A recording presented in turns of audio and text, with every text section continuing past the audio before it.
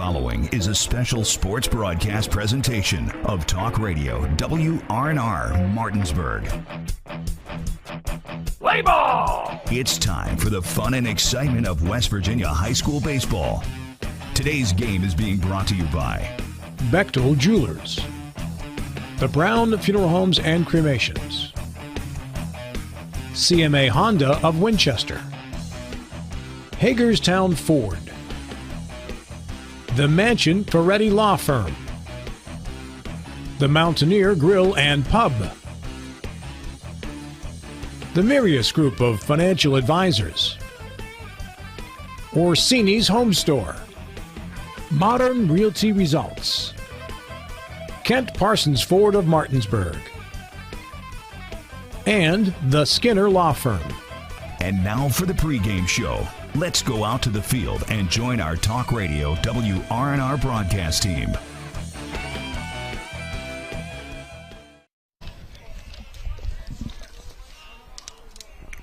Good morning, everyone, and welcome to Myrtle Beach High School in Myrtle Beach, South Carolina. Nick Verzolini alongside me, Spencer Dupuis, Colin McLaughlin, the birthday boy on camera, and Donald Kinney and Avery Newport back in the studio. Hudson Clement draws a leadoff walk. First pitch was at 10:01, and our first pitch was brought to you by the Mortgage Center on Edwin Miller Boulevard, Martinsburg. One call will save you thousands. Call 304-267-9040. So Clement on first after the leadoff walk.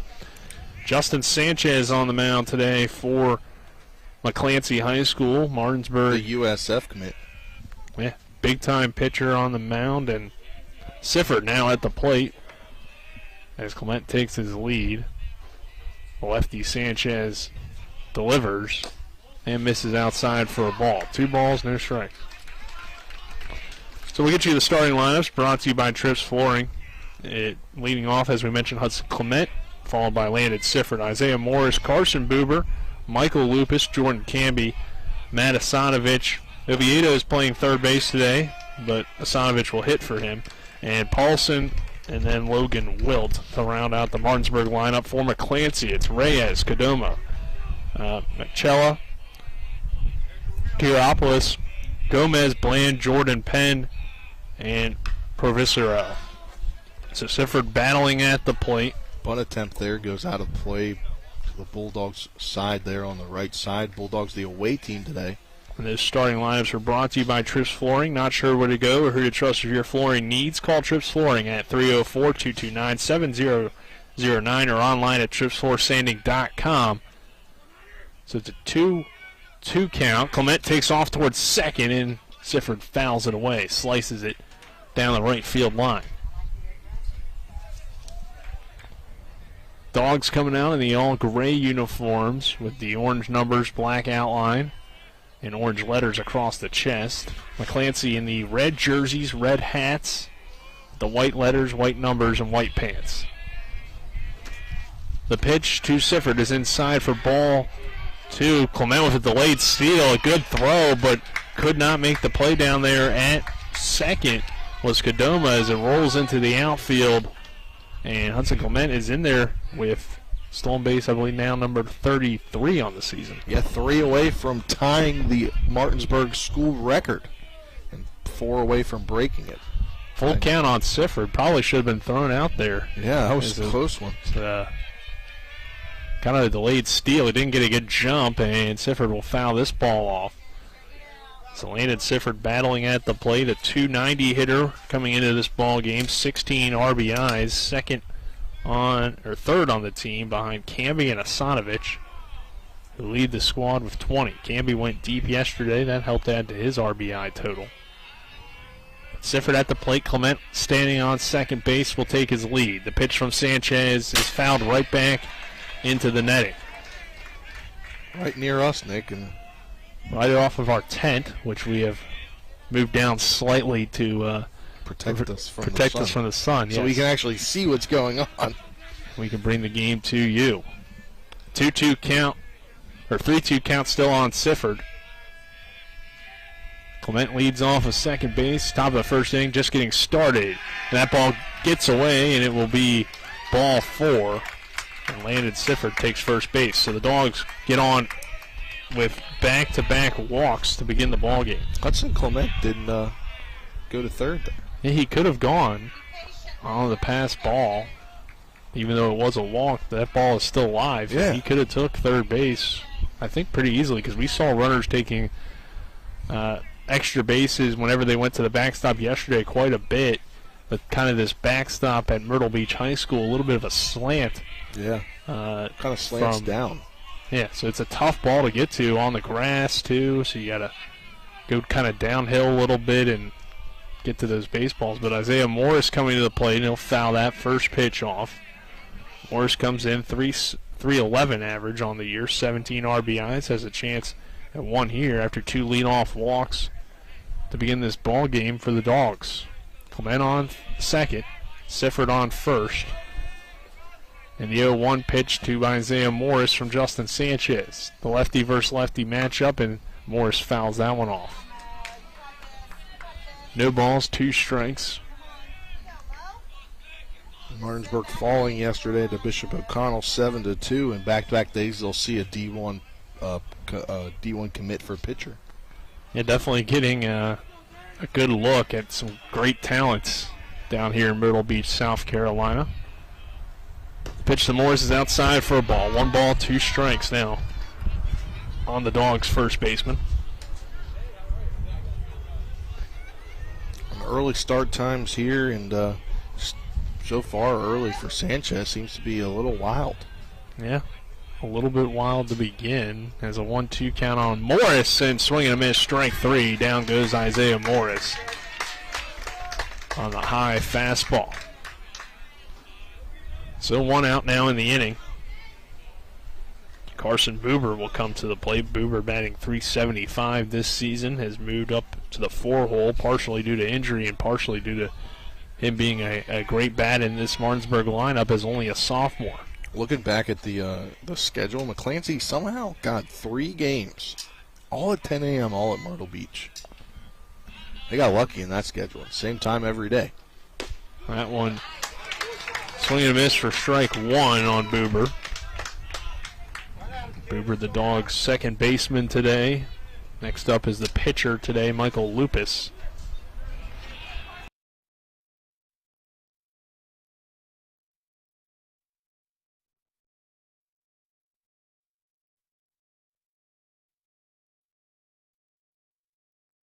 From the South Florida commit, Justin Sanchez. So Clement on second, Landon Sifford on first. No score, top of the first inning.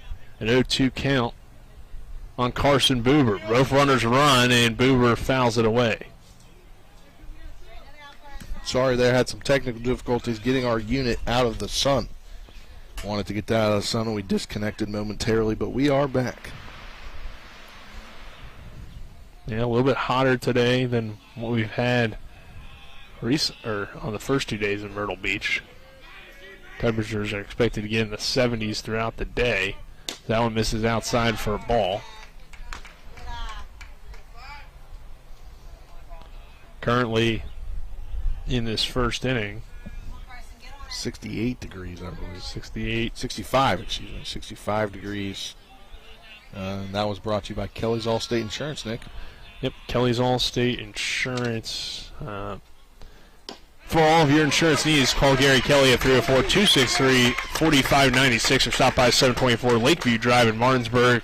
Buber goes down on the strikeout looking, I believe. Back-to-back strikeouts here for the USF commit in Sanchez. So now Michael Lupus coming to the plate. Lupus pitching today. Comes in batting .308 this season with 11 RBIs. He had the 3-run homer way back on day 1, Spencer. Helped get the Dogs the win over High Point Christian Academy. Dogs on deck guy is... And Jordan Canby is on the opposite side on deck circle, and I think as both runners take off, throw down to third, and Clement is in there with steal number 34. Yeah, now 2 away from tying the Martinsburg record, thanks to assistant coach Larry Cooper for keeping us updated on the historical facts here. So runners on second and third for Martinsburg. Canby, the righty, on deck, and Lupus swinging a miss. for strike one. 1 ball, 1 strike. Yeah, Canby takes the right side on deck circle, which is technically in front of the is in front of the McClancy bench. Yeah, I was really confused when I saw him over there. And now Lupus pops one into right center field, and under it is the center fielder Provicio for out number 3. So we'll head to the bottom of the first. No score between Martinsburg and McClancy. This is the Myrtle Beach Mingo Bay Classic on Talk Radio WRNR and TV 10. Hi, this is Rob Mario. Larry DeMarco, broker of Modern Realty Results, believes he has some of the best real estate agents in the Eastern Panhandle. Agents at Modern Realty Results have years of experience and knowledge of the local real estate market. Agents within the office work as a team to provide quality customer service. We strive to always ensure client satisfaction through handling every transaction with honesty and integrity, all while offering competitive rates. Modern Realty Results is veteran-owned and managed. Please call 304-262-4222, modernrealtyresults.com. Looking for some nightlife? Then look no further. Laddie's Bar and Grill has a full bar and kitchen, pool table, and entertainment with great food at affordable prices. You can dine in or carry out by calling us at 304-263-5233. Laddie's is open Monday through Saturdays from 8 a.m. to 3 a.m. and Sundays from 10 a.m. to 3 a.m. We serve breakfast all day long, and our lunch and dinner specials are posted every day on our Facebook page. So stop on in to Laddie's Bar and Grill, located at 107 Lutz Avenue in Martinsburg. Welcome back here to Myrtle Beach High School with the EPAC Baseball Roundup Quickly. That's brought to you by Burke, Schultz, Harmon, and Jenkinson. Over 120 years combined experience as accident, injury, and disability lawyers. Go to burkeandschultz.com or call them at 304-263-0900. We play hardball. We'll look at last night at some scores. Obviously had the 3-2 victory for Washington over McClancy right here yesterday morning.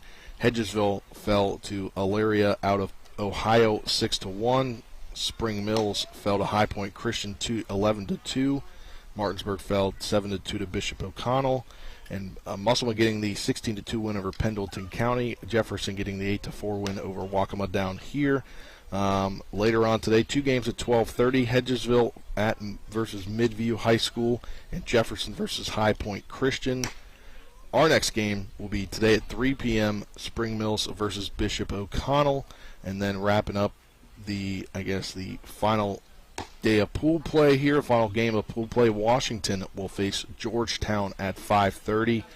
And tune into the news tomorrow, and I guess our social media will keep you posted on what the bracket for tomorrow and Saturday will look like tonight. Probably around, I think, 8:30, 9 o'clock, maybe 10 o'clock, Coach Byler was saying, after the completion of the 5:30 games. Thanks, Spencer. And on the mound for the Dogs today, Michael Lupus is Jeremy Reyes will lead things off for McClancy. Lupus on the year, 17 1/3 innings pitched, 11 hits, giving up 8 runs, a 1.2 earned run average, 15 strikeouts, 12 walks. For Lupus on the mound this season. This pitch is fouled away, and trying to chase it down and left was Logan Wilt, but he can't get there in time, so it will just go down as a long strike. Reyes, Kadoma, and Menicella due up for McClancy, as this one is hit hard into right center field. Canby is under it for out number 1.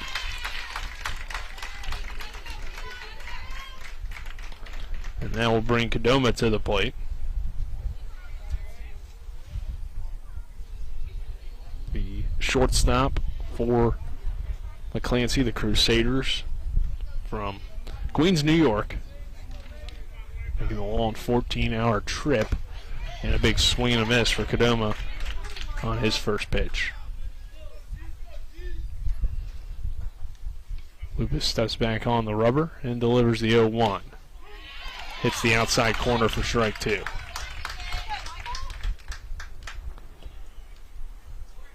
Oh-2 count.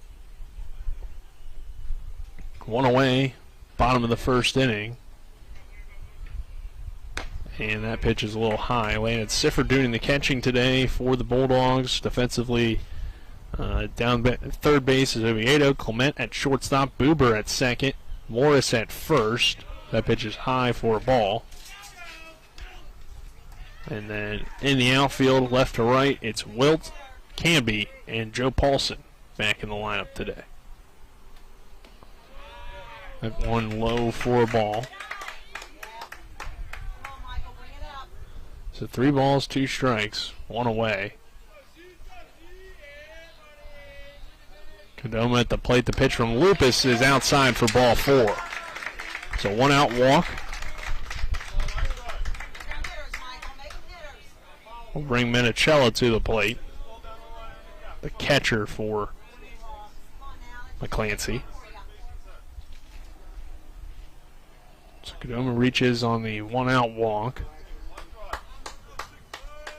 Lupus and the Dogs defense now have a runner on. The pitch from Lupus fouled away by Minicello. 0-1 count. Bottom of the first inning, no score between Martinsburg and McClancy. 1 out here in the bottom of the first. Lupus delivers and misses outside for a ball. 1-1 count. Just outside of that outside corner for Lupus. So 1-1 count. He misses again. 2 balls and 1 strike. Trying to hit that outside corner, but Lupus has missed on back-to-back pitches. So it's a 2-ball, 1 strike count with 1 out. Lupus delivers the 2-1. Hit toward right field. And going right will go out of play. Literally right next to Colin there with running the camera there. He panned the camera around it. It goes right behind this little, I guess they call it the coach's corner perch there down on the right field line just past first base. It's the VIP spot. Yeah, it's a VIP spot. McLaughlin down there on his birthday. Yep. 2-2 count. 1 out. The pitch fouled back. So the runner took off, but he'll return to first base. Kadoma on first for McClancy. Minicello at the plate. 2 balls, 2 strikes, 1 out. Bottom of the first inning, no score between the 2 teams. Michael Lupus working on the 2-2. Looks into his catcher, landed Sifford. And now comes set. Throw over, low and not in time.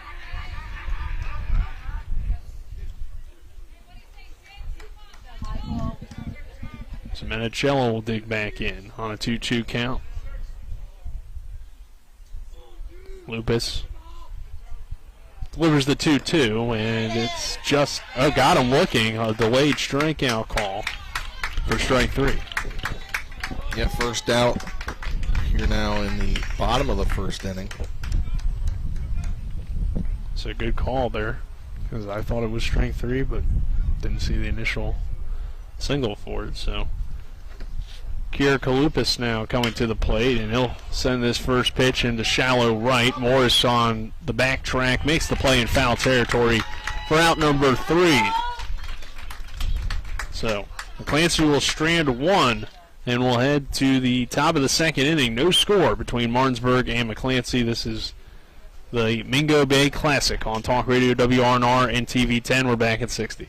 Hi, it's Talk Radio WRNR and TV10 Spencer Dupuis. When I got into a car accident and needed to get another vehicle, I wanted to go somewhere I could trust. So I went to the Heffley Motor Company at 993 Hedgesville Road. As a first-time car buyer, I really didn't know what to expect. But at Heffley, they treated me like family. Every step in the process was seamless. Not only did they give me a great deal, but they also helped me secure an amazing interest rate. Now I know firsthand why Heffley has such a great reputation in this community. I ride with Heffley Motor Company, so you should too. Are you considering selling your home and don't know where to start? Then call Chris Ross and the Milestone Real Estate Group at Keller Williams. A Martinsburg High School graduate, Chris knows the local market, and he's proven it as #1 real estate team in West Virginia in 2019. Phone Milestone Real Estate Group at Keller Williams at 304-579-7349 or go to callchrisross.com. Let's celebrate your real estate milestone together. Top of the second inning, no score between Martinsburg and McClancy, Nick Verzolini, Spencer Dupuis, and Colin McLaughlin. Happy to have you with us. Colin on camera. Spencer to my left. With McClancy, Martinsburg coming to the plate now. 6, 7, 8 hitters. Jordan Camby, Matt Asanovich, Joe Paulson due up for the Dogs. Last half inning for Martinsburg, it was back-to-back walks, but then back-to-back strikeouts and a flyout, and Martinsburg can't get the run in after getting the first 2 runners on base. Strain and Clement down there at third and Sifford on second after they were able to advance on a steal. Clement did pick up 2 more stolen bases. As he approaches the school record, Jordan Camby coming to the plate. The right-handed hitting center fielder. The first pitch from Sanchez to Camby is high for a ball. Camby went yard yesterday and is batting .358 this season with 20 RBIs. And it took the warmth for the Dogs to hit their first 2 home runs of the season on back-to-back days. Maybe a third day is coming now. Next pitch is in there for strike 1. 1 ball, 1 strike. Interesting, Camby and Asanovich actually lead the team in RBIs as Camby swings and misses for strike 2, but you find them in the 6-7 holes today. So a lot of it is timely hitting, and I think Jordan Camby's done a little bit better when he's been further down the lineup for whatever reason, as he swings and misses over there for strike 3.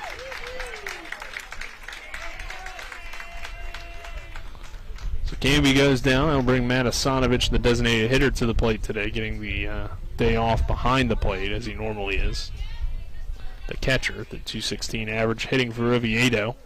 As I mentioned, 20 RBIs to help lead the team for the Dogs, and he'll take that one for a strike.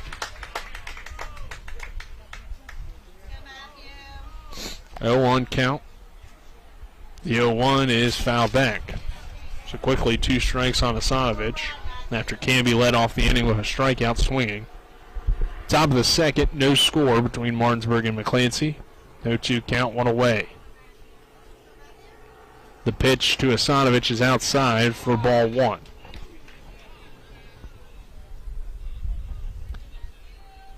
Matthew Asanovich retakes his spot in the box and awaits the 1-2. Takes that one outside for ball 2. 2 balls, 2 strikes. On the Dogs DH. Sanchez delivers the 2-2. Swing and a miss, strike 3. Back-to-back strikeouts for Justin Sanchez. And there's 2 away in the inning, and Joe Paulson now will come to the plate. Wearing number 9 today for Paulson, normally number 32. 267 hitter, 5 RBIs. Unfortunately, Paulson cannot pitch the rest of the season due to a shoulder injury, but he can hit and play the field. And he takes the first pitch for ball 1. Big part of the Martinsburg rotation is Joe Paulson. So it is a big loss, but the Dogs having to step up for Michael Lupus on the mound today, and another quality pitcher as he swings and misses for strike 1. 1 ball, 1 strike, 2 away. Top of the second, no score between the 2 teams. And Paulson digs back in. Takes that one inside for a ball. Beautiful day here in Myrtle Beach, South Carolina. Sun shining, not a cloud in the sky. Here at Myrtle Beach High School. I hate to break it to you, Nick, but I did look to the left and there is a cloud. Oh, wow. My bad. Well, pretty clear skies. And swing and a miss for strike 2. Mostly sunny. There we go. Yeah, there you go. Good phrasing there. Home of the Seahawks, Myrtle Beach High School. And the pitch hit on the ground towards second. Jordan scoops it up, fires to first for out number 3. So 1, 2, 3 go the Dogs. We'll head to the bottom of the second. No score between Martinsburg and McClancy. This is West Virginia High School baseball on Talk Radio WRNR and TV 10. 2 years of COVID prove that we no longer have a government of, for, or by the people, with governors nationwide locking down their states through mandates. Schools are teaching critical race theory to our kids. and we have career politicians on both the federal and state level who will do anything to protect their jobs. Fixing it starts at home with people just like you stepping up to lead. I am not a career politician. I am just like you, a citizen who wants our country back. I'm Janet McNulty, the no-nonsense candidate for delegate for District 94. Paid for by candidate. This is Matt Miller, along with my wife, Dale. As homeowners, we've been through the mortgage process several times, and each time we went to Mark and Cheryl Savitt at the Mortgage Center. They treat you like family with personal one-on-one service, walking with you through the process from application to settlement. Plus, low interest rates and closing costs. The Mortgage Center is on Edwin Miller Boulevard in Martinsburg. Phone 304-267-9040. Or online at mortgagefinancing.com. NMLS number 237527, Equal Housing Lender. We welcome you back to Myrtle Beach High School. No score between Martinsburg and McClancy. Crusaders coming to the plate. Michael Lupus on the mound today for the Bulldogs. First inning, it was a leadoff flyout for Reyes, then a walk for Kadoma, but he was stranded after a strikeout and a pop-out. So Lupus now facing the 5, 6, 7 hitters, and Gomez, Bland, and Jordan due up for the Crusaders. It'll be Elvin Gomez, the designated hitter, to lead things off, and he'll take the first pitch inside for ball 1. So 1-0 count. Michael Lupus, the right-handed pitcher for Martinsburg. Sifford catching behind the plate. He'll give Lupus the single. And the pitch a little low for ball number 2. I'm sorry, ball 1. 1 ball, 1 strike. 1-1 pitch, swing and a miss, strike 2.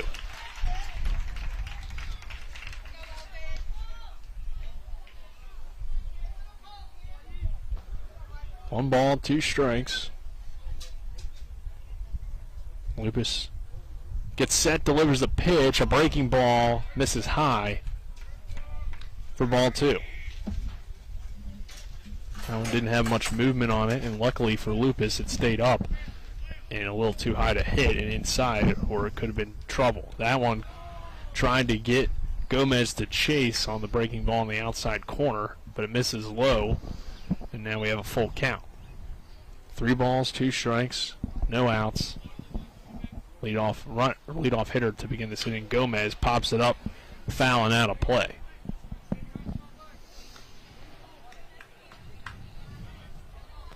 Gomez wearing number 41. Stands in the right-handed batter's box and waits this pitch, and it misses inside. No, called strike 3. Gomez thought it was ball 4. I thought it was ball 4, but the home plate Lupus umpire gets him looking for strike 3. The home plate umpire thought it was strike 3, and that's all that matters, Nick. That is true. It was somewhat close there on the inside, but it looked like it had missed. And that will bring Bland to the plate, and first pitch is outside for ball 1. You gotta be careful, because this umpire does have a little bit of a delayed strikeout call, so gotta wait for him before making my decision, I suppose. Your call. Yeah. You're not deciding, you're making the call. Decision in my head on what I think it's going to be, but a 1-1 count here on Bland, the right fielder, 82. Got some interesting jersey numbers on this team, Spencer. And that one popped foul.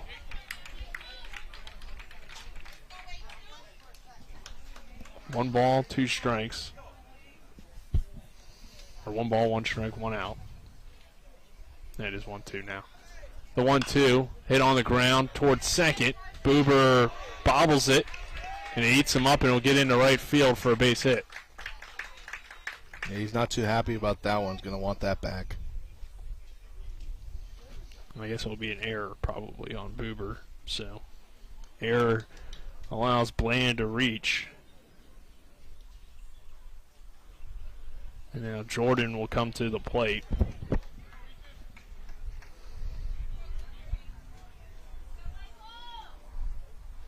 The left fielder, Ethan Jordan, awaits this pitch, and it misses outside for ball 1.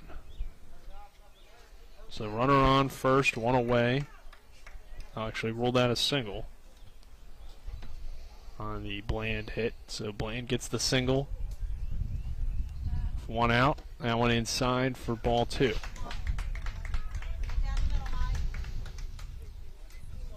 And 28 pitches now here in the second inning. Hopefully, yeah, but he's hoping for a double play. Jordan sitting on a hitter's count. 2 balls, no strikes, 1 away. Throw over from Lupus. Nearly got him, but not in time. As Bland slides back in safely. Lupus steps back on the mound. 2-0 count, 1 out. The pitch. Swing and a miss for strike 1 on a nice breaking ball in the dirt. 2 balls, 1 strike, 1 out. Runner on first takes his lead in Bland. Lupus set now on the mound. Delivers the 2-1. And it hits the zone for strike 2. Yeah, and you really see that delayed call there. Just taking a whole second for it to come after you hear it hit the mitt. So 2 balls, 2 strikes, 1 out. That one popped up into left field. Wilt chasing after it and gets there for out number 2. And that will hold the runner at first base. So 2 away here in the bottom of the second. And that will bring Penn to the plate. Nick Penn, the second baseman for McClancy High School. The pitch in there for strike 1.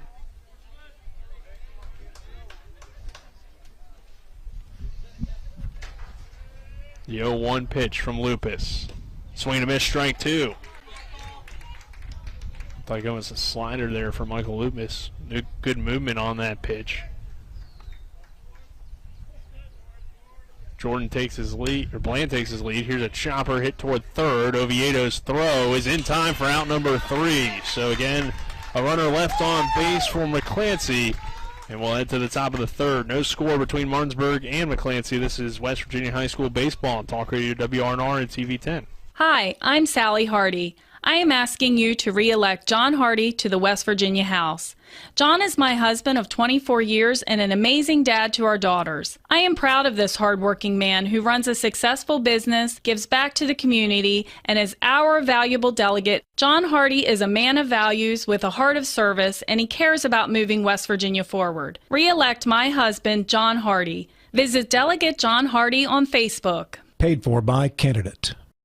The Palace Lounge in Martinsburg has a brand new list of daily specials. Monday, stop on in for burger night or enjoy a nice juicy steak every Tuesday and Wednesday. The Palace Lounge also offers freshly steamed shrimp Thursdays and chef specials every Friday and Saturday. Sunday is all-day breakfast and there are drink specials daily too. So come enjoy the Palace Lounge. You can find them on Facebook or call 304-267-7520. The Palace Lounge is located at 1350 Edwin Miller Boulevard.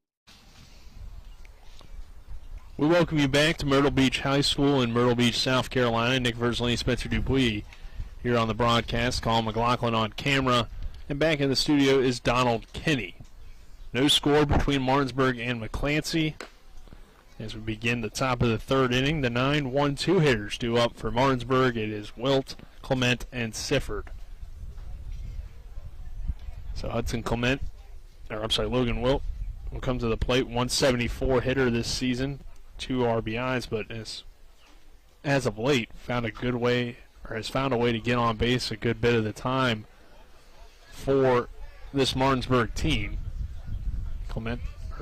Wilt, the left-handed hitter, and he'll take that one high for a ball.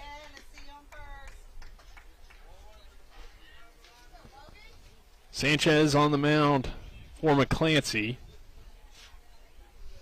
The 1-0 pitch from Sanchez hits that inside corner for strike 1. Logan Wilt playing left field today, normally in right, but Paulson back in the lineup, so Paulson takes right as a swing and a miss for strike 2.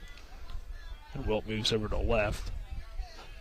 Sifford also behind the plate. Asanovic DHing, so that has give a little him bit a to day do off. with the change there, as Wilt will foul that one off. 1 ball, 2 strikes. Give 2 balls, 2 Asanovic strikes. a day off from behind the plate. In the 2-2. Breaking ball got him looking for strike 3.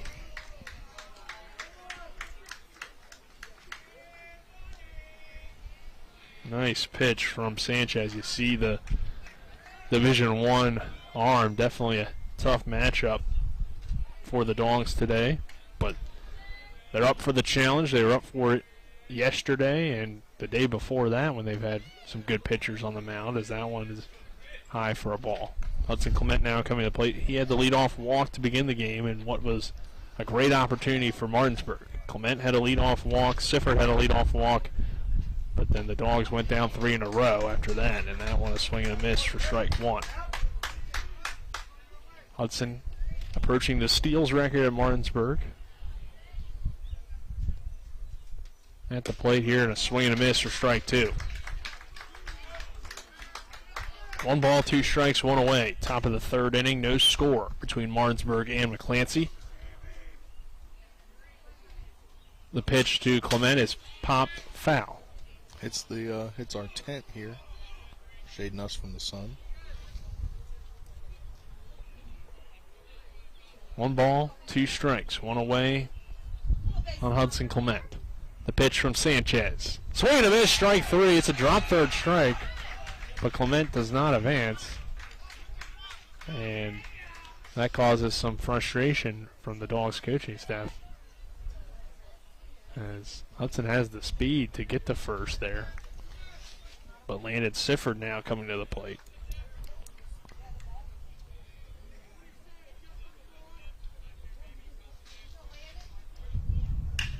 Sifford sends a slow roller toward second. Kadoma, the shortstop, comes up and makes the throw for out number 3. So a ground out for Sifford to end the inning. 1-2-3 go the Dogs. Led to the bottom of the 3rd. Martinsburg nothing, McClancy nothing. This is West Virginia High School baseball from Myrtle Beach on Talk Radio WRNR and TV 10. Most insurance companies see you as a claim number. Most law firms see you as a case file. When their top priority is their bottom line, you only get a fraction of the attention that you deserve. At the law firm of Burke, Schultz, Harmon & Jenkinson, it's personal. We listen to our clients to see the whole picture, because every part of you is important.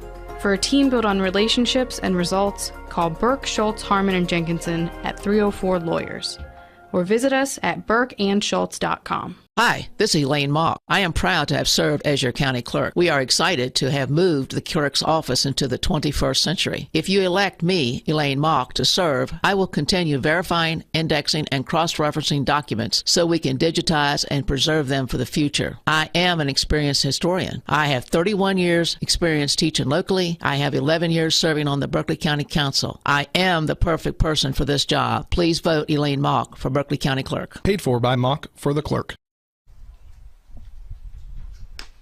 We welcome you back to Myrtle Beach High School.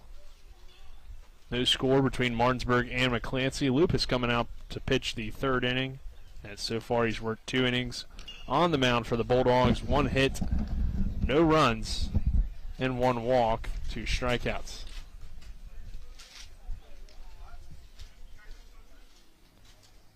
So Lupus remaining on the mound. Due up for McClancy is Provisoro, Reyes, Kadoma. 9-1-2 hitters due up for the Crusaders, just like it was for the Dogs to begin the top of the 3rd inning.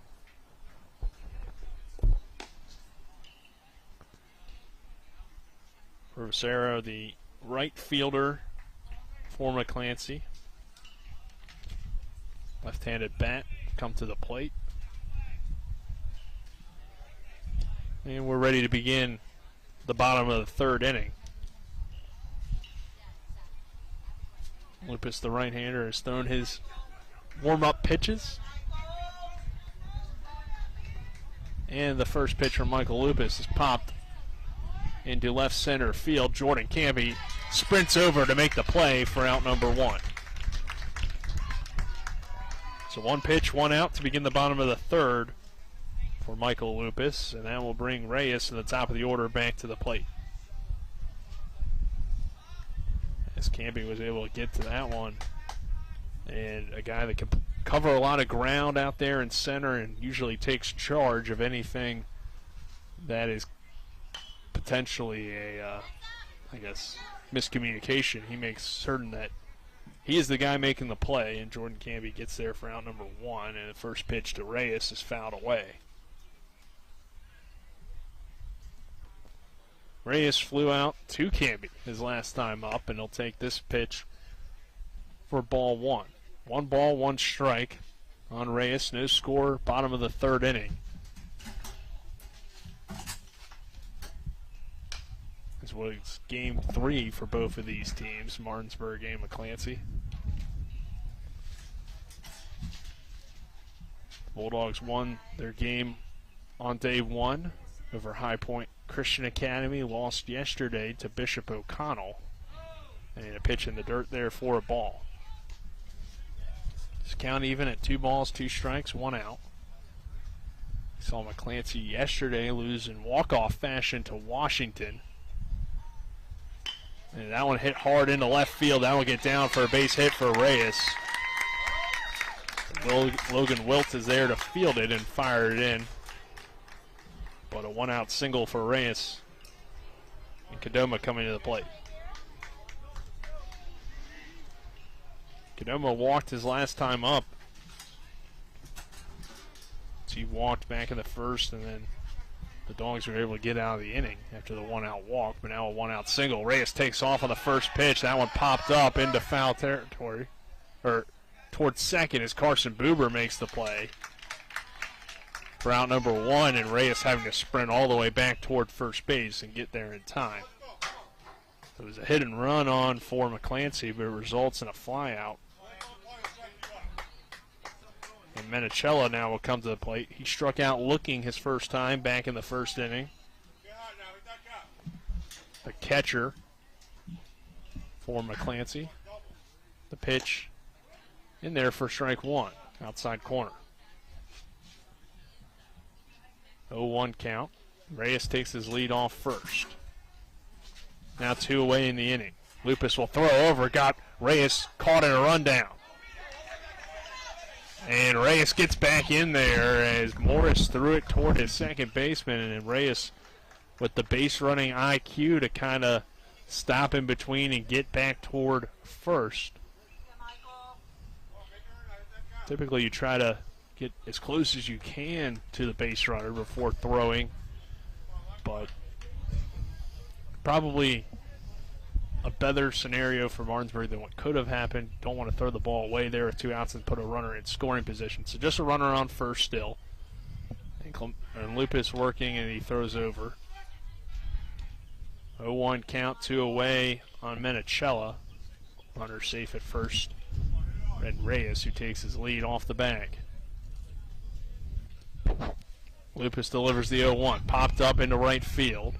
Chasing after is Joe Paulson and Carson Buber, and Paulson can't quite get there up around the fence. Yeah, great shot there by Colin. It was right against the fence next to the indoor hitting facility they have here in Myrtle Beach High School. So count moves to 0 balls, 2 strikes, 2 outs. Runner on first is Reyes. No score between McClancy and Martinsburg. Bottom of the third inning. Lupus looks in. Gets ready to deliver the 0-2. Throw over again. Morris scoops it out over there at first base. And fires back to Lupus. A 1-out single from Reyes. He stands on first. Lupus delivers the 0-2. Reyes takes off. Swing and miss, strike 3. And that will do it for the third inning. We'll head to the fourth. No score between Martinsburg and McClancy. This is West Virginia High School baseball from Myrtle Beach on Talk Radio WRNR and TV 10.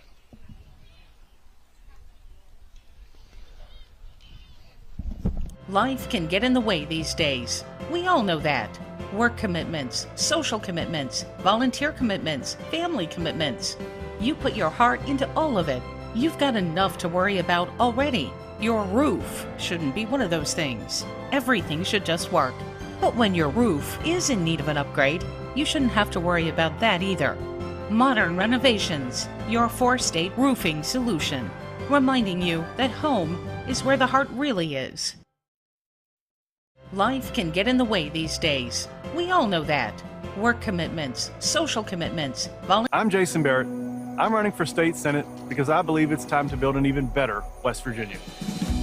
That starts with a less burdensome tax policy, reliable internet service, a strong education system, and a robust tourism industry. I believe this building starts right here in Jefferson and Berkeley counties. I ask for your support and your vote in the May 10th Republican primary. Paid for by Friends of Jason Barrett. Yeah, it's on the mound for the Crusaders. Nick Verzolini alongside me, Spencer Dupuis, Colin McLaughlin on camera, Donald Kinney back in the studio. And it will be Morris due up for the Dogs. Yeah, and I see by why Boober and Lupus. I see why Sanchez is a South Florida commit. 3 innings so far, 6 strikeouts and 2 walks, 57 pitches, 33 for strikes. And those 2 walks were really when he was just warming up still, Yeah. as to the first 2 batters back in the first inning. Clement and Sifford got on with those walks, but then he struck out Morris, struck out Boober, and got Lupus to fly out. So that was a big opportunity for Martinsburg. They had runners on second and third and no outs, but couldn't get a run across after both Clement and Sifford had stole on a double steal. So Isaiah Morris to the plate. Morris, as I mentioned, struck out swinging his first time up. And now we'll lead things off to begin the 4th inning.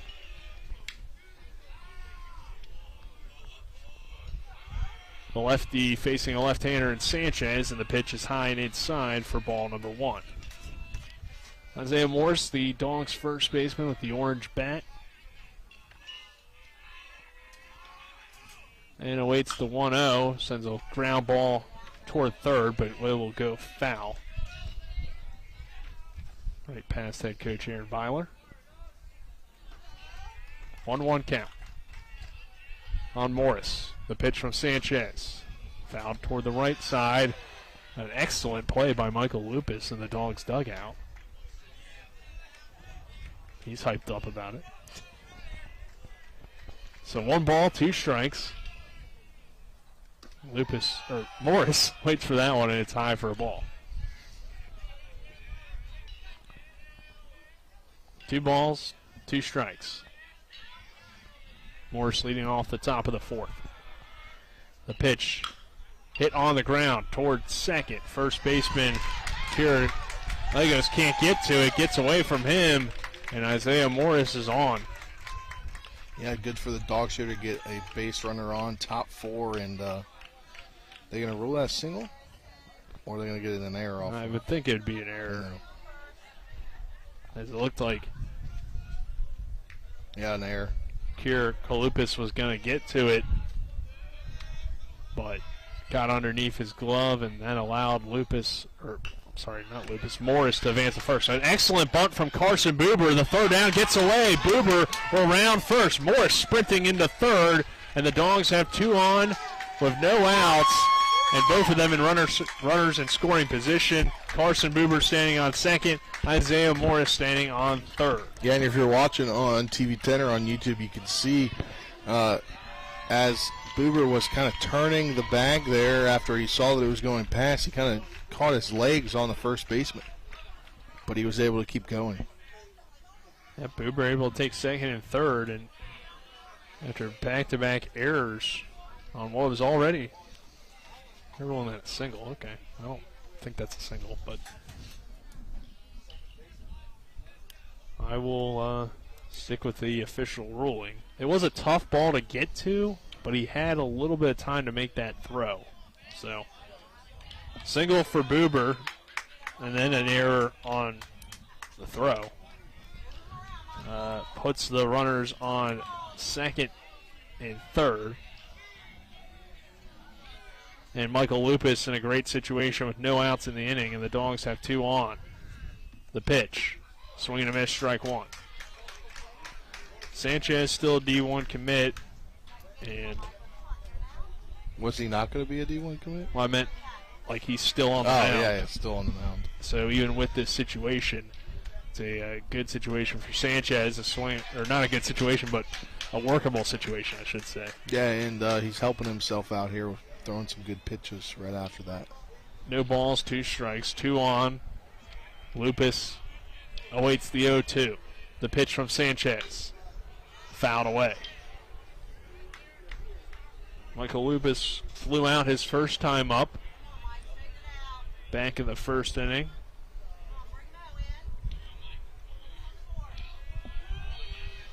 No 2 count, no score. Runners on second and third for the Dogs.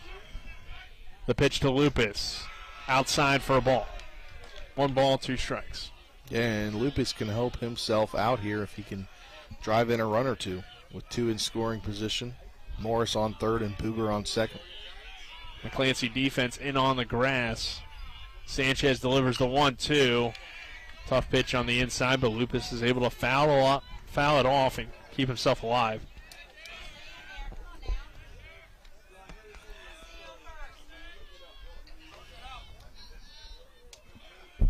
One ball, 2 strikes. Runners on second and third. The pitch to Lupus.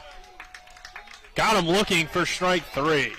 Yeah, it was right there on the corner, and I think Lupus knew right away, but it took as we mentioned before, a second before the home plate umpire makes the call. That is strikeout number 7 for Sanchez. Camby coming to the plate. He struck out his last time. Camby running down the squeeze bunt. Morris takes off, and it's going to go foul down the first base line. If that stays fair, I think Camby had a good chance at driving in that run, and Morris... He was already halfway down the line by the time he made contact with that hit. Yep, the squeeze attempt for Camby just comes up short, and now Coach Byler will call time and speak to Jordan Camby about this at-bat, or this next pitch. Yeah, situational. See if they're still going to keep the bunt on. I mean, it's only 1 strike now. The entire infield is in for McClancy with 2 on, 1 out, no score, top of the 4th inning. Both pitchers have been really good on the mound. We mentioned Sanchez so far, 3 1/3, just 1 hit, 7 strikeouts. And then for Martinsburg, 3 innings, 2 hits, 1 walk, 3 strikeouts for Michael Lupus. So Camby at the plate. Sanchez working on the 0-1. Morris takes his lead off third. Boober off second. And the pitch misses inside for a ball. 1 ball, 1 strike on Jordan Camby. Yeah, and obviously Sanchez here, this D1 caliber pitcher, he's going to try and work himself out of this jam he's in. 1-1 pitch. Camby lays down the bunt. Morris took off for home. Camby couldn't get it down, and they're able to get him trying to go back to third. And that's that kind of aggressive thing that you're going to see from teams that want to get a run early on a player, on a pitcher there like Sanchez, and it just didn't work out in the favor of Martinsburg this time. Yeah, the pitch was too high. Jordan Camby really couldn't get that bat on ball. It is high for ball 2, so 2 balls, 1 strike. And I would imagine that's what they were over there talking about during the timeout that Coach Byler had called. The 2-1 pitch is hit hard into left center field. Going back on it is the left fielder. Gets down for a base hit. Jordan Camby's got a stand-up double. Carson Boober will score from second, and the Dogs take the 1-0 lead. Yeah, and didn't work out to their favor there on the bunt attempt trying to bring home Morris, but it does on the next one. Pulls the bat back, goes to hit, hits a single there to left center field, and gets 1 run in on a very good pitcher in Sanchez, and it could be something that Lupus kind of uses as, I've got some momentum here, and maybe when he goes back out there, he's able to pull some strikes out, get him out of the inning quickly. And Asanovich will come to the plate. So maybe if you just let Jordan Canby swing away, he's swinging a hot bat for the Dogs, over 350 now on the season, and picks up his 21st RBI to lead the team. And Canby takes that one low for a ball. Yeah, Canby's definitely hitting a hot bat. Asanovich to the plate. He struck out his first time. The pitch to Asanovich is low for a ball. 2 balls, no strikes on Matt Few Asanovich. A runner on second and a 1-0 lead for Martinsburg. Yeah, the catcher gets the day off from being behind the plate today. He still hits, though. 2-0 is fouled away by Asanovich. 2 balls, 1 strike. Good speed on the base pass, and Jordan Canby standing on second base. And always good to get, as a catcher, get those consistent at-bats. Even if you're not going to be behind the plate, you're still getting to hit. Asanovich is now 1 RBI behind Jordan Canby for the lead on the team. And he swings and misses for strike 2. So he's probably looking to tie Jordan right back up at 21 here. Yeah. Canby leading off a second base.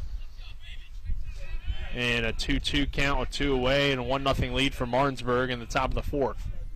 The pitch to Canby. Low and inside for ball 3. Yeah, brings the count full here, Nick. And Canby's running. Yep, 3-2, 2 outs. He'll be going on the pitch. The 3-2 to Asanovich. Fouled away, or swing and miss, strike 3. But it's a drop third strike, and Asanovich will advance to first. Canby now on third. So the Dogs have runners on the corners, and the drop third strike extends the inning. Yeah, Joe Paulson will come to the plate. Paulson out the plate, and anytime you can extend the inning, it's good. Especially, you already got 1 run up, now you got 1 run 90 feet away from scoring against a really good pitcher. Paulson grounded out to second his last time up. So runners on the corners. The pitch to Joe Paulson, a swing and a miss on a low pitch in the dirt for strike 1. No balls, no strikes, or 1 ball, 1 strike, or 1 strike on Joe Paulson. 0-1 count, Nick. Yeah. Helping you out here. Runners on the corners, and the 0-1 is inside for ball 1. 1 ball, 1 strike now on Paulson. 2 away, 1-0 lead for Martinsburg.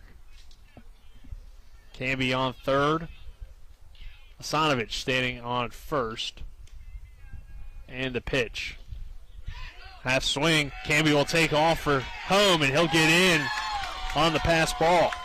Yeah, and again, another run here early for the Dogs, a 2-0 lead, and could be just what they needed against a D1 pitcher here that's going to USF in the fall.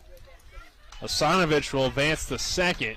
So another runner staying in scoring position. Martinsburg now holds a 2-0 lead over McClancy. Joe Paulson at the plate, sitting on 1 ball, 2 strikes, and the pitch misses low for ball 2. So count even at 2 balls and 2 strikes. Asanovich standing on second base. Paulson at the plate. Logan Wilt due up in the on-deck circle.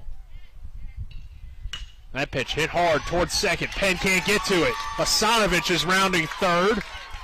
Here's the throw in, and it's not in time. Matthew Asanovich scores on the RBI single from Joe Paulson. And the Dogs lead 3-0 against McClancy. And it's good to see Paulson there get the hit. And Martinsburg now up 3-0 here, doing whatever they want against this D1 pitcher. Kind of thought coming in that it was going to be a tough one, but able to get 3 runs here early definitely is going to help the Dogs when it comes to getting later into this ball game. It definitely had been tough through 4 innings, or up till this 4th inning, but now Sanchez is out of the game. And we'll take a 60-second break. When we return, we'll get you that pitching change. This is West Virginia High School Baseball on Talk Radio WRNR and TV 10. Remember when you were a little kid and saw your first deer? Oh, how cute. As an adult, maybe you've had a different experience. Where'd that come from? Bambi mess up your dream machine? Call Cody's Auto Body today at 304-901-4777 and get the work done right the first time. Cody's Auto Body, 851 Wilston Street in Martinsburg, has a team of auto body professionals with a lifetime of experience putting your ride back together again, regardless of how it got that way. Cody's Auto Body. Not sure where to go or who to trust with your flooring project? And start with Trips Flooring, proudly serving the area for more than 25 years, specializing in floor sanding and refinishing, along with installation of new flooring, including hardwood, tile, vinyl, laminate, carpet, and the hottest trend in flooring, luxury vinyl, tile, and luxury vinyl plank. Are you on a budget? Check out their warehouse, cash and carry, or call 304-229-7009, or visit them online at tripsfloorsanding.com. Welcome back to Myrtle Beach High School here. Martinsburg on top of McClancy, 3-0. Pitching change for McClancy. Those brought to you by Heffley Motor Company, located at 993 Road in Martinsburg. You're local, we're local, so why not buy local? I ride with them, so you should too.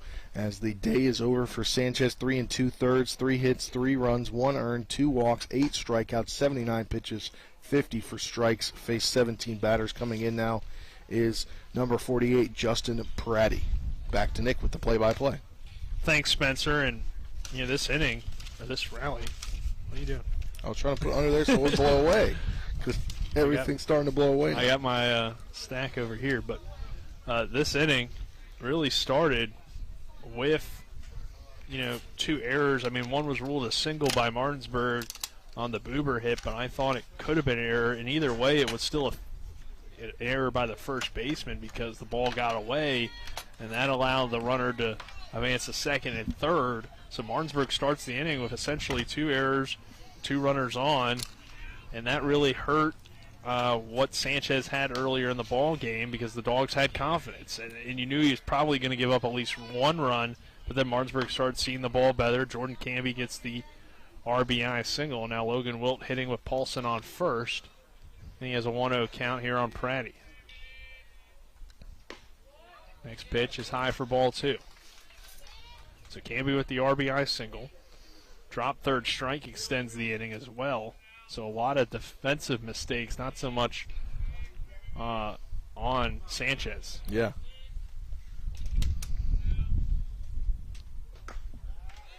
That one is a little high for ball 3. So 3-0 count on Logan Wilt.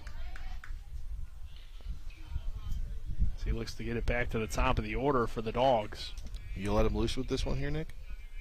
No. 3-0 to your number 9 hitter, Logan Wilt. We'll take it for strike 1. Struck out looking his last time, did Wilt. Paulson standing on first base.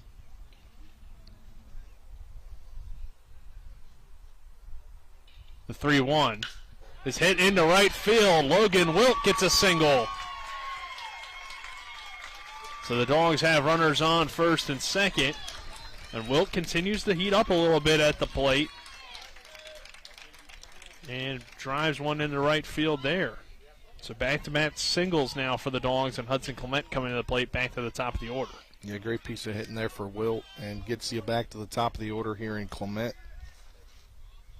Found ways to get on base as of late has Wilt, who really wasn't given a whole lot of opportunities at the beginning of the year. And that one misses outside. Typically, they would DH for him, but due to some injuries, he's gotten more at-bats, and as he's gotten more at-bats, while the average still isn't where he wants it to be, Logan Wilt is finding ways to get on for the most part. And, I mean, 2 outs here. Great job by the Dogs with the 2-out hitting. And Clement now sends one into right field. That will get down for a base hit. Paulson rounds third. The throw is cut off, and Joe Paulson's in to score the Dogs' 4th run on the RBI single from Hudson Clement.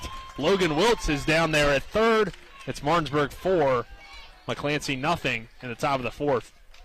And it's really good to see the Dogs come out like this today, just because of the way yesterday's game went, losing 7-2 to Bishop O'Connell. Bats kind of went quiet there in that ball game, and they're not quiet today, Nick. You combine, some errors on some defensive errors with some timely hitting, and now the Dogs are up 4-0 here. Well, it's now 3 straight singles for Martinsburg. And the pitch to land at Sifford. Clement will take off, and a catcher's indifference as he does not throw down. So Dogs now have runners on second and third. So that does not count as a steal? I believe it will not count as a stolen base. And that would take it for a strike, as the catcher did not attempt to throw. Just kind of let him take second. So Sifford at the plate. He walked in the first, grounded out last time, and takes that one high and inside for a ball.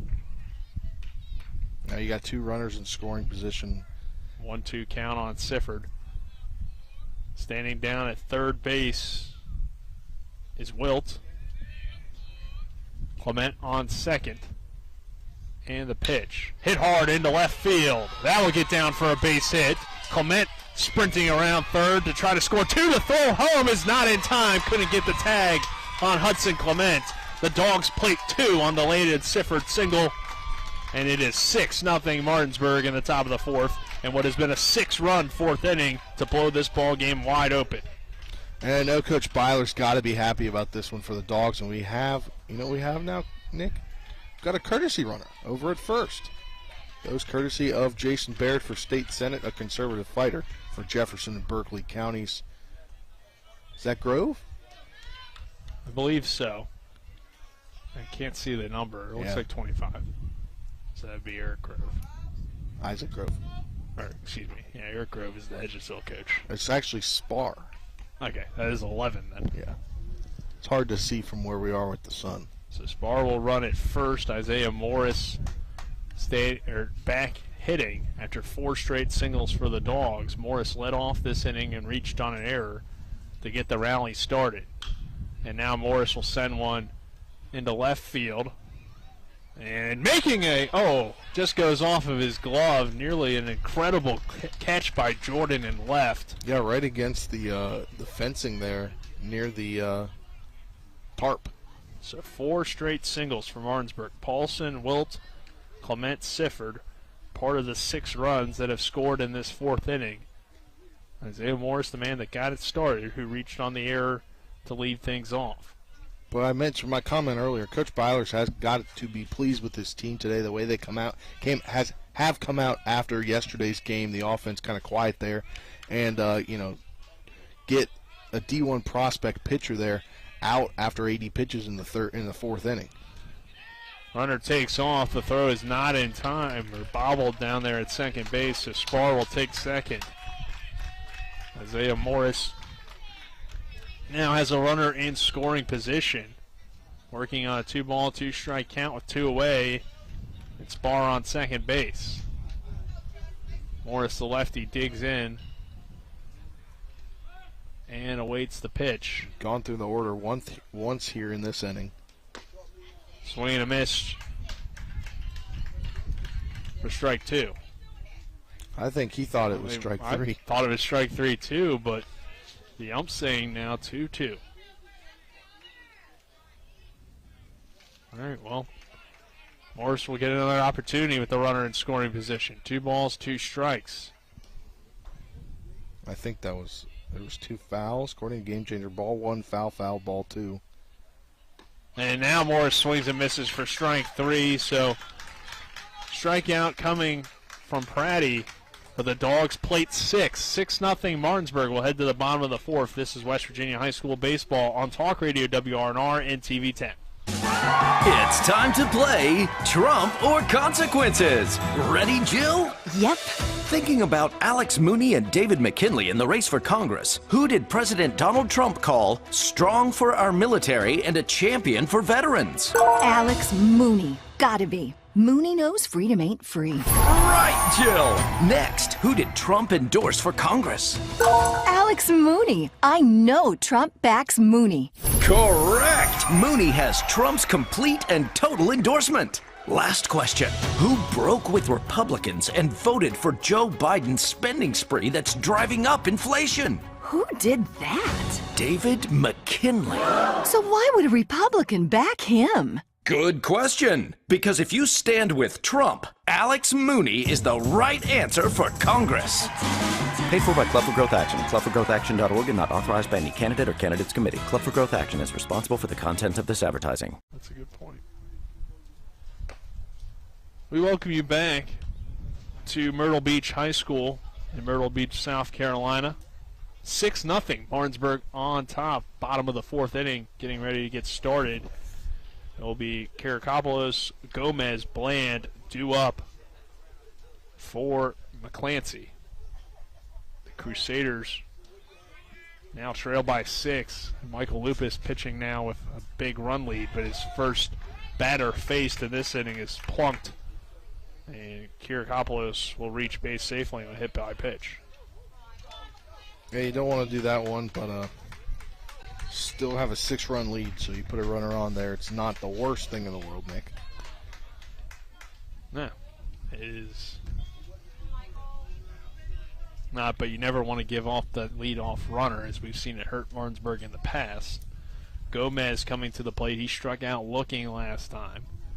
And Gomez, let's send this one up the middle. Hudson Clement gets to it, throws the second for out 1. And the throw back to first is not in time, but the Dogs get the lead runner. Yeah, they get the lead runner just probably about a step behind, or the runner was just a step ahead of that throw.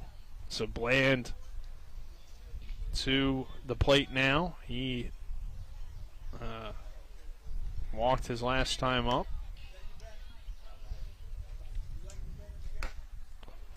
And he takes the first pitch for a strike.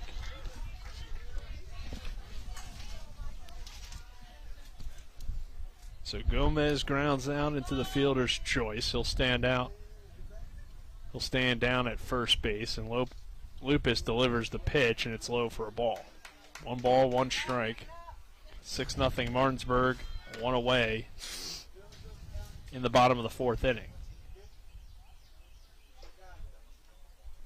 Bland at the plate, and he'll send this one over the head of a leaping Hudson Clement and into center field for a 1-out single. And now runners on first and second for McClancy. Yeah, that one just out of reach of Clement there as he leaped for it. Back up the middle into center field. So Jordan now, the left fielder, coming to the plate, who nearly made a spectacular catch on a foul ball last half inning. He'll hit with a runner in scoring position. And 2 on for McClancy. The pitch on a breaking ball to Jordan freezes him for strike 1. High breaking ball, not usually the pitch you want from Michael Lupus, but it does hit the top of the zone. What was probably a pitch that Jordan could have done some damage with. He swings and misses here for strike 2 on a pitch in the dirt. So Jordan not seeing it well out of the hand of Lupus as he falls behind, no balls and 2 strikes with 1 away. He flew out his last time up, back in the second inning. Runners take their leads. Lupus delivers. Swing and a miss, strike 3. Down goes Jordan, and Lupus gets the strikeout swinging. Yeah, great strikeout by Lupus there, knowing he's got runners on first and second, and now he just needs 1 more out to get out of the inning. The 4th strikeout of the game for Michael Lupus. And his 19th of the season. There's another high breaking ball inside, though, for ball 1. Yeah, and Lupus not, kind of the Saturday guy for the Dogs, but obviously having to use a lot of arms this week down here at the tournament, game 3 of what should be 5 games. Next one, a breaking ball low for ball. Start of the season as kind of the closer. Was put in a lot of relief roles late in games and now kind of getting more starts as the year goes on. Penn at the plate for McClancy has a 2-0 count. I'll take that one outside. And that kind of happens there with Paulson not being able to go, not being able to pitch really the rest of the season from what we understand. It's the zone, though, on that pitch. 2-1. Runner takes off for third. The throw from Sifford is just behind, as stealing third base was Gomez. Aggressive base running from McClancy puts runners on second and third with 2 outs, though, in the inning. The pitch is outside for a ball. Good job by Sifford to get to that one. So 3 balls, 2 strikes, 2 away. 6-0 Martinsburg. 2 on, though, for McClancy. And Penn at the plate. Lupus delivers the pitch. It's low for ball 4. Penn will take his base. Bases are loaded now for the number 9 hitter, Provicio.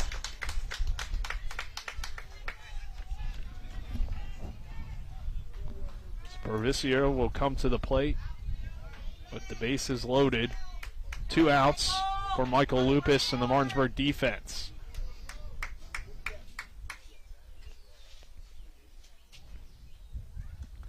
Lupus delivers the first pitch.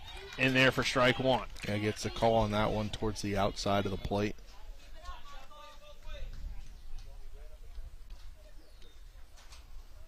A 1 count. This one popped up into left. Wilt is sprinting in, and Oviedo goes back to make the catch for out number 3 as him and Wilt nearly collided. But the Dogs get the play and get the final out of the inning. We'll head to the 5th. Martinsburg 6, McClancy nothing. This is West Virginia High School baseball on Talk Radio WRNR and TV 10. We're back at 60. You see that new David McKinley ad? The one where he's lying about Alex Mooney? Which one?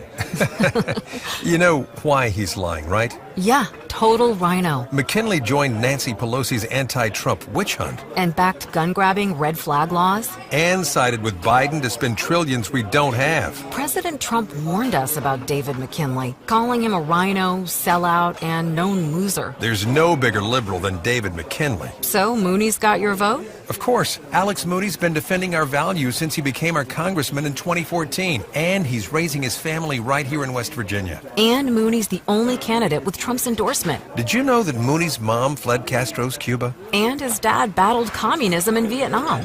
That's why Mooney's so dedicated to American values, like life and the Second Amendment. Alex Mooney's the conservative voice for West Virginia. And for America. I'm Alex Mooney, and I approve this message. Paid for by Mooney for Congress 2022. We welcome you back to Myrtle Beach High School. Dogs coming to the plate to begin the top of the 5th inning. Martinsburg 6, McClancy nothing. It's Buber, Lupus, Canby due up for Martinsburg. Buber 1 for 2 today. Lupus 0 for 2. And Canby 1 for 2 at that RBI single to give the Dogs the early 1-0 lead at that point and start the rally for Martinsburg. It's an RBI double, excuse me. And then Paulson picked up an RBI single. Wilt picked up another single. There's the drop third strike that led to a run. Clement RBI single. Sifford RBI single. As the Dogs batted around and played at 6th in the last inning to build this 6-0 lead. We'll see how the 5th goes with Carson Buber leading things off, the number 4 hitter in the lineup. Middle of the order, 4, 5, 6 guys. Yeah. And shout out to Trip Tobin listening back there in the Panhandle in Martinsburg area as he's telling us what's about to happen. He's seeing the future back there in Martinsburg as the first pitch is inside for a ball.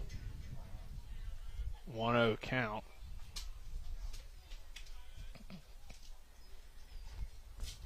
And the 1-0 pitch is high and inside for ball 1 as the first pitch was actually ruled a strike. So 1 ball, 1 strike on Carson Buber. The Dogs' second baseman today, and the pitch to Buber is high for ball 2. 2-1 count on Carson. He looks down to head coach Aaron Byler. Steps back into the batter's box and awaits the 2-1 pitch from Pratty.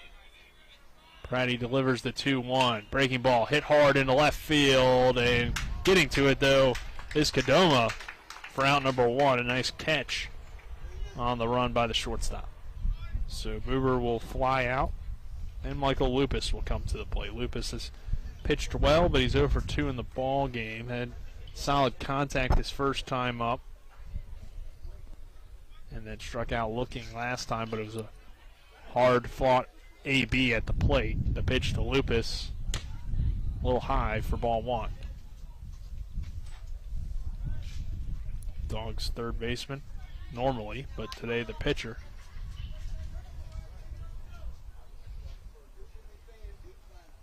Awaits the 1-0 from Brady, and it's hit on the ground toward third. Reyes scoops and fires to first for out number 2. So Pratty has settled in a little bit, gets 2 quick outs to begin the 5th. And Jordan Canby now coming to the plate, had an RBI double his last time up. As I mentioned, started the rally, struck out back in the 2nd inning.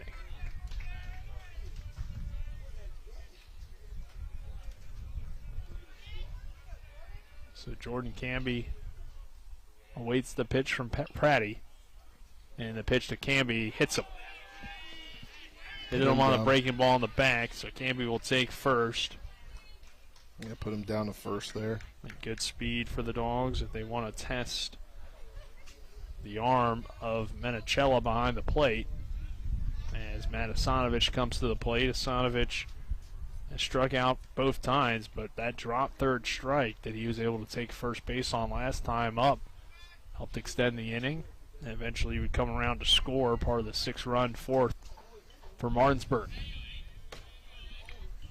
Canby leads off first. The pitch to Asanovich a little high and outside for ball number 1. So Canby on first base for the Dogs with the 2-out hit by pitch.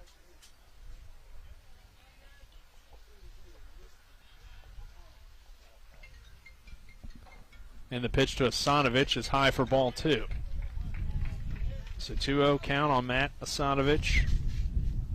Just above 200 hitter on the year, but a good hitter with runners in scoring position. Now second in the team in RBIs with 20. Canby picked up his 21st to break the tie between the two that was heading into this ball game. The pitch to Asanovich, taken for a strike. And that's why your coach Byler, you have him as a DH today, not only continuing to get him regular at bats, but I mean he's swinging a good bat. With runners in scoring position. Yeah. He's been a big part of this team. Just over 200 hitter, though. And we'll send this one towards second. That will get down for a base hit for Matthew Asanovich. Bring the average back up a little bit and get runners on first and second for the Dogs with 2 away. It's a good piece of hitting from the catcher, Asanovich, and a little 2-out rally potentially starting for Martinsburg as Joe Paulson comes to the plate. Paulson with an RBI single his last time up, picking up RBI number 6 on the year when he got that single. Yeah, I was about to mention, last inning 2-out rally was big. Canby on second, Asanovich on first. And the pitch to Paulson is low and outside for ball 1. Paulson again in the number 9 today, typically number 32 for the Dogs. And I could tell that Coach Byler is used to him being 32 because he had to scratch out his number on the lineup card he gave us. So Canby leads off second. The pitch is high for a ball. Yeah, that about shoulder, not just below shoulder high, elbow high. 2 balls, 1 strike, or no strikes, 2 on, and 2 out for the Bulldogs. Joe Paulson awaits the 2-0 from Pratty, and it's high for a ball, 3-0.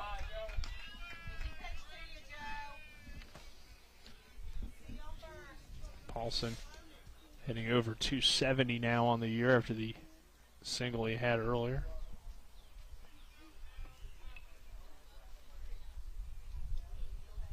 The pitch to Paulson, breaking ball in there for a call strike. On a 3-0, Paulson taking all the way, and it's now 3 balls and 1 strike. Pratty steps back on the mound. He'll leave the bat on his shoulder there, and now 3-1 count here. He's ready to go. 3-1, 2 away, 2 on for the Dogs. 5th inning, 6-0 Martinsburg, and that one lined into center field. But under it for out number 3 is Provocero. So Dogs 3-2, but hold on to a 6-0 lead. We'll head to the bottom of the 5th. Martinsburg 6, McClancy 0. This is West Virginia High School baseball on Talk Radio WRNR and TV 10. If you're in an accident, the first thing that you have to do is call 911. You have to get medical care immediately. The next thing you need to do is call us. When you hire us at the Skinner Law Firm, what we do is we are going to investigate your case, and we're going to lay out the options that you have, all at no cost to you. We will use all of our resources and all of our experience to get you what you deserve. The Skinner Law Firm, SkinnerFirm.com. A reputation for caring, a legacy of service. At Brown Funeral Homes and Cremations, it's been our story since 1880. A family-owned business, we support the needs and wishes of families. We offer traditional services, as well as many options for cremation, customized remembrances, and pre-planning.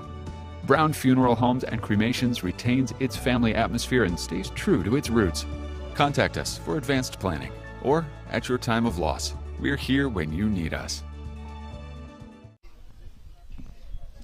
Welcome back to Myrtle Beach High School, home of the Seahawks. For the Mingo Bay Classic, Martinsburg leading McClancy High School 6-0 here in the bottom of the 5th inning. Number 9 hitter Provocero due up to lead things off for the 5th. All right, excuse me, back to the top of the order. It will be Reyes, Kadoma, Menachella due up for McClancy, as Provocero made the final out on a fly out to end the last half inning. So Reyes, he is 1 for 2 with a single and a fly out. And Reyes takes the first one outside for ball 1. Lupus here now at 62 pitches, 40 of them for strikes. He's gone 4, 3 hits, no runs, no earned, 2 walks, 4 strikeouts. The 1-0 pitch, a little low for ball 2. So Reyes in the hitter's count, 2-0. Lupus pitching well for the Dogs so far, and delivers the 2-0. Hit back toward Michael Lupus, and he'll throw to first for out number 1. Yeah, easy out number 1. Good to get here for your Lupus. So I'll bring Kadoma to the plate. He is 0 for 1 with a walk. Flew out in the 3rd. And the lefty will dig in to face the right-handed Michael Lupus, and he'll send this one toward first, and Isaiah Morris will step on first for out number 2. So quickly working through in the bottom of the 5th is Michael Lupus on the mound, and he might have earned himself another inning as the pitch count not taking too many hits to it here in this inning. Back-to-back groundouts to begin things. Menachella coming to the plate. He is 0 for 2 today as well, with 2 strikeouts. 1 looking, 1 swinging. And Lupus starts him with a pitch low for ball 1. Lupus steps on the mound, gets set, and delivers the 1-0. Grounder foul down the third baseline. Great recovery there by third base coach down there. Almost picked it, but was able to recover and pick it up. Yeah, I don't know if he would have got the runner Menachella or not on the throw down, but gets it back to Lupus, and that one is outside for ball 2. 2 balls, 1 strike, 2 outs. Bottom of the 5th inning, Martinsburg on top, 6-0. And there's a breaking ball, just misses inside for ball number 3. 3-1 count. Menachella awaits the 3-1, fouled off into the netting for strike 2. So it will be a full count on Menachella, the catcher. After back-to-back groundouts to begin this inning, Menachella making Lupus work a little bit more on a 3-2.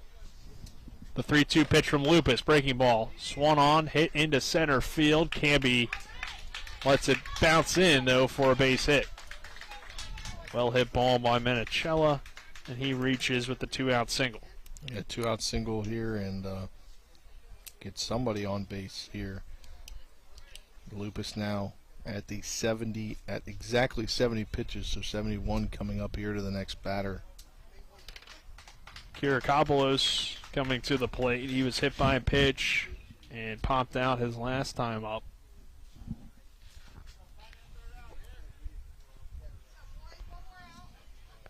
So Menichella leads off first. Well, courtesy runner now, I believe, over there. Yeah, you are correct. And that runner is courtesy of Jason Barrett for State Senate, a conservative fighter for Jefferson and Berkeley counties. It's number 0. Sereno, who started yesterday's ball game, and breaking ball is inside for a ball. 1-1 count, 2 away on Kyrikopoulos. He was hit by a pitch his last time up and popped out back in the first inning. The pitch from Lupus is hit on the ground, foul.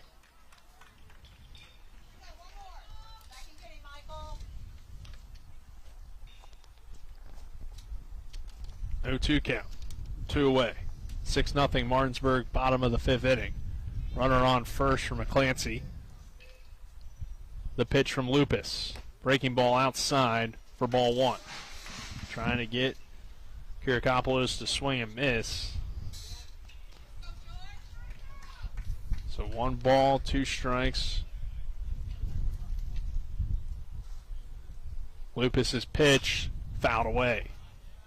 Kyrikopoulos battling here in the 4-hole against Lupus.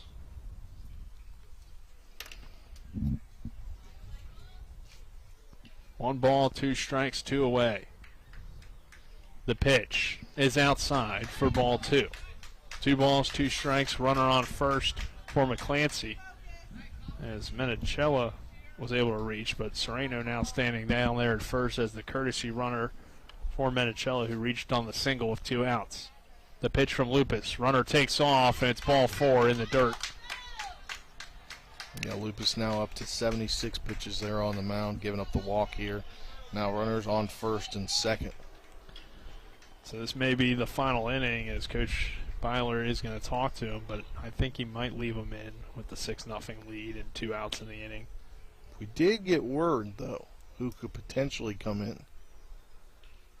It could potentially be Jordan Canby, which makes some sense. We haven't seen a ton of Canby this year, but he's pitched well when he's been out there and gives him another arm.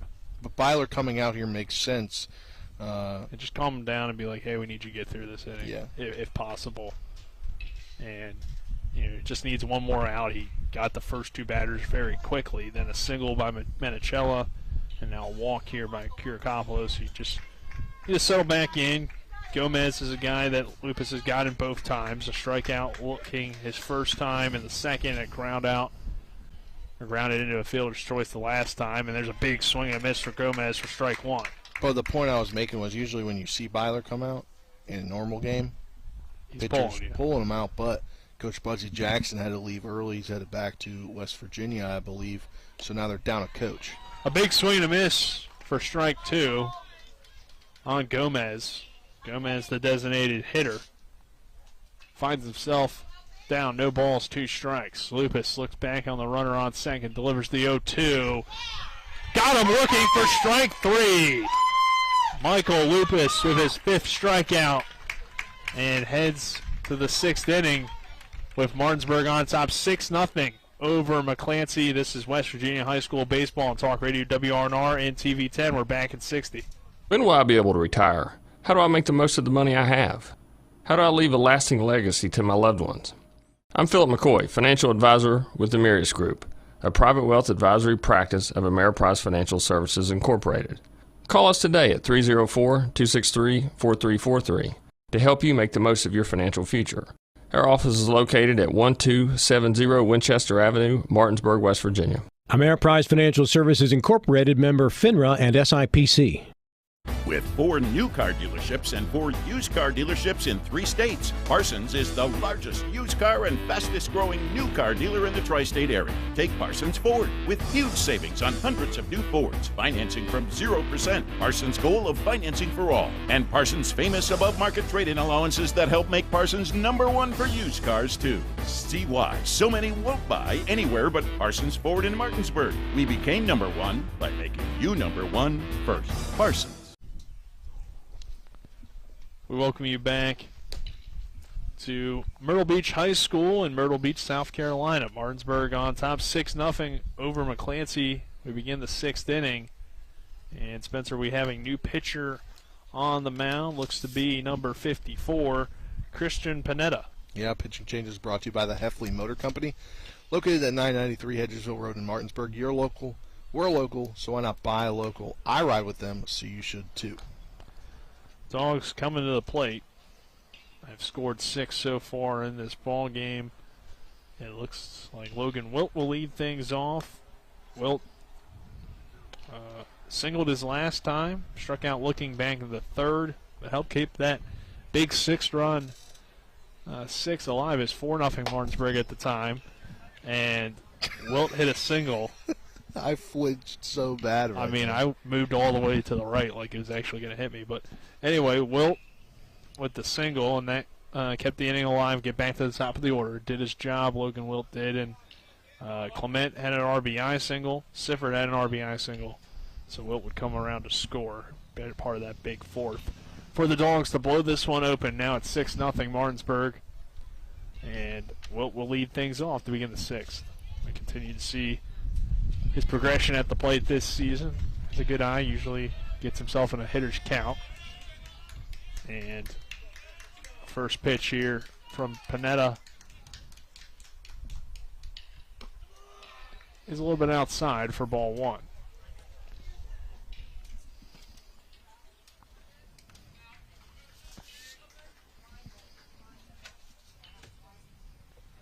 Panetta steps back out on the mound, delivers the 1-0, and misses high and outside for ball number 2. Wilt, Clement, Sifford due up for the Dogs. Top of the 6th inning. And that pitch is low and inside. So, again, Logan Wilt working to a 3-0 count. So obviously puts him in a favorable position at the plate. 3 balls, no strikes. The 3-0 from Panetta is low for ball 4. Logan Wilt does his job, gets on base, gets it back to the top of the order by taking ball 4. 4-pitch walk, and Hudson Clement coming to the plate. Yeah, Clement up. He has a single, a strikeout, and a walk so far in the ball game. An RBI as well. Yep. So Wilt with good speed, Clement at the plate. And the first pitch to him, Clement shows bunt. And a throw down, and Wilt will just take off for second. The throw to second is not in time and got away from the second baseman. Looks like Kadoma, the shortstop, tried to field it. So Logan Wilt looked like he was picked off down there at first, but with his speed and how far he was from first, he decided he'll just sprint down to second and gets in there. So the Dogs have a runner in scoring position. Now Clement doesn't have to bunt. He can bunt for a base hit, but most likely won't be how he approaches this one. Tried to call time, but was not given the timeout, and now pitch missing outside for ball 2. Yeah, it's not too bad if you don't get the timeout that you want, but it comes to be a ball, so it kind of works in your favor. So Wilt will lead off second base. 2-0 count on Hudson Clement. The pitch hit hard off the pitcher, and a throw to first is not going to get there as Hudson Clement. He's not going to throw it. He faked the throw, decided not to. Probably the right decision as Clement hits the infield single. And runners on the corners now for the Dogs. And they'll check on Panetta, make sure he's okay. Yeah, obviously you don't want that as a pitcher who just comes in now, just 7 pitches in. Landon Sifford will come to the plate for Martinsburg, and the good opportunity to extend this lead for the Bulldogs. And standing on third is Wilt. Clement on first.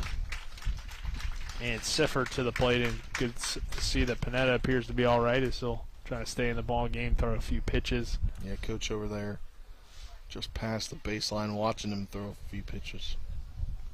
Didn't see exactly where it hit off of him due to our angle, but I presume in the leg since he's staying in, or maybe in the back. But Panetta looks to be all right. That's obviously good to see. That was a hard hit ball by Hudson Clement. Initially, I thought he pulled into left field, but then kind of saw the ball took a weird bounce toward the third baseman. So Reyes in on the grass, or near the grass, down there at third. Clement on first. Wilt on second. Clement takes off and has an easy stolen base. That should be, I think, because he had already taken off. Yeah. With the ball still in the hand of the pitcher, it looked like. So is he now 2 away from tying the record with the steal, Nick? That's number 34? Yeah, we'll give him it for us, and we'll see what they roll. bunt come down here. Bunts it. That will score Wilt. Throw gets away from the first baseman. Clement now rounds third. He'll score. Sifford sprinting into second. So a bunt, an error, leads to 2 runs coming across to score. Martinsburg 8, McClancy nothing. Top of the 6th inning. And Isaiah Morris coming to the plate with a runner on second. They'll get a courtesy runner out there. It's going to be Spar again for Landon Sifford. This is Sifford able to reach on the error and drive in 2. But I believe only one of those should be counted as a Sifford RBI since the other scored due to the error. He would have driven in on the sacrifice anyway. And the pitch misses outside for a ball.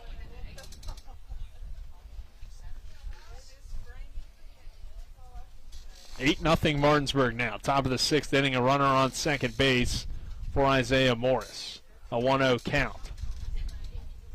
The next pitch from Morris is low and inside for a ball. 2-0. Panetta, Christian Panetta, number 54, trying to work out this inning for McClancy. And now in a tough situation as we approach a potential run rule situation with an 8-0 lead for Martinsburg. The pitch to Isaiah Morris is fouled away. 2 balls, 1 strike on Morris.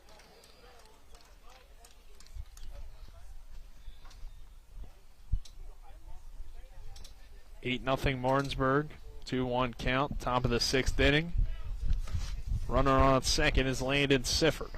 Or no, it's no longer Sifford. It's now Spar. But Sifford got on base with the bunt. And now Morris will foul that one off. He may have just hit the camera. I think he did. You have to adjust that. I was in constant adjustment the other day, or yesterday. Carson Buber is in the on-deck circle. Isaiah Morris is at the plate. It's a 2-2 count. Panetta delivers a pitch. Morris checks his swing, and it did not go. So it'll be ball 3. 3 balls, 2 strikes. Runner on second at Spar. Morris digs in on a 3-ball, 2-strike count. The 3-2 to Morris. Swing and a miss, strike 3. Just the first Tough out of the day inning for Isaiah Morris at the plate, 3 strikeouts. But did reach on error and scored a run earlier. So Carson Buber coming to the plate. Buber has struck out, has a single and a fly out so far today. Panetta steps back on the mound, just 1 out in the inning, a runner on second for the Dogs, and that one misses outside for ball 1. Martinsburg's done a great job of working through working through a lot of pitches. You no longer have a pen over there, Nick? Yeah, and this is Collins' pen, so I don't know what happened to it, but I do apologize. Now you do have one. Well, I got something maybe a little bit better, a Marshall pen. So I left mine at Sakati. And are we going back there? I need to get that pen. I don't know. It will depend on what's going on. Now I owe Colin a pen. You do. I don't know if he'll be too happy. It's his birthday, too. You're going to break his pen on his birthday. I really don't know how that happened. But all I did was click it in once. I just decided, all right, I'm going to snap here. You know, I noticed a crack. I'm going to say it was already there before I touched it. There you go. Foul off there. Blame it on Colin. 2-1 now the count. Nick. Wouldn't be the first time, right? We blame something on Colin. And it won't be the last, even on his birthday. 2-1 count, runner on second, 1 out. 8-0 Martinsburg. Runner is Spar down there at second base, and Boober fouls that one off. Yeah, I heard earlier today when I was in the dugout, I believe Martinsburg going to Topgolf this afternoon. Hey, as a good way to team, spend your time. it's a good way to spend an afternoon where you have a 10 a.m. game. 2-2 count, 1 out in the inning. Work on your swing a little bit different swing, but have some fun. That's all what it's all about, Nick. 2-2, 1 away. The pitch is hit into left field, and Boober lines out to Jordan for out number 2.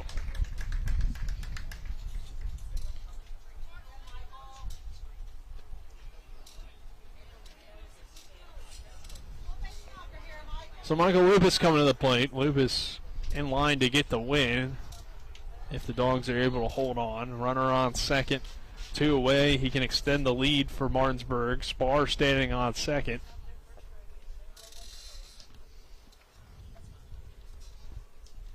The pitch from Panetta is low for ball 1. Michael Lupus today, a fly out, strikeout, ground out for him.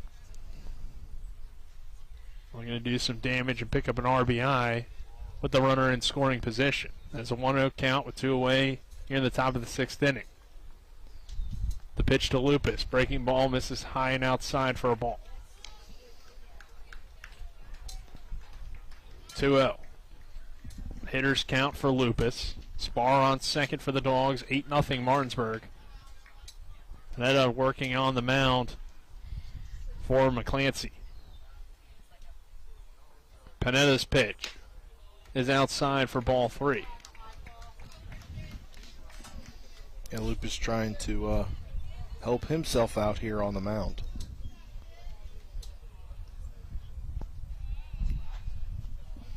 The 3-0 to Lupus is in there for strike 1. 3 balls, 1 strike. Again, a beautiful day for baseball. This is our first game today. Our second is scheduled for 3 p.m. We'll be at Waccamaw High School.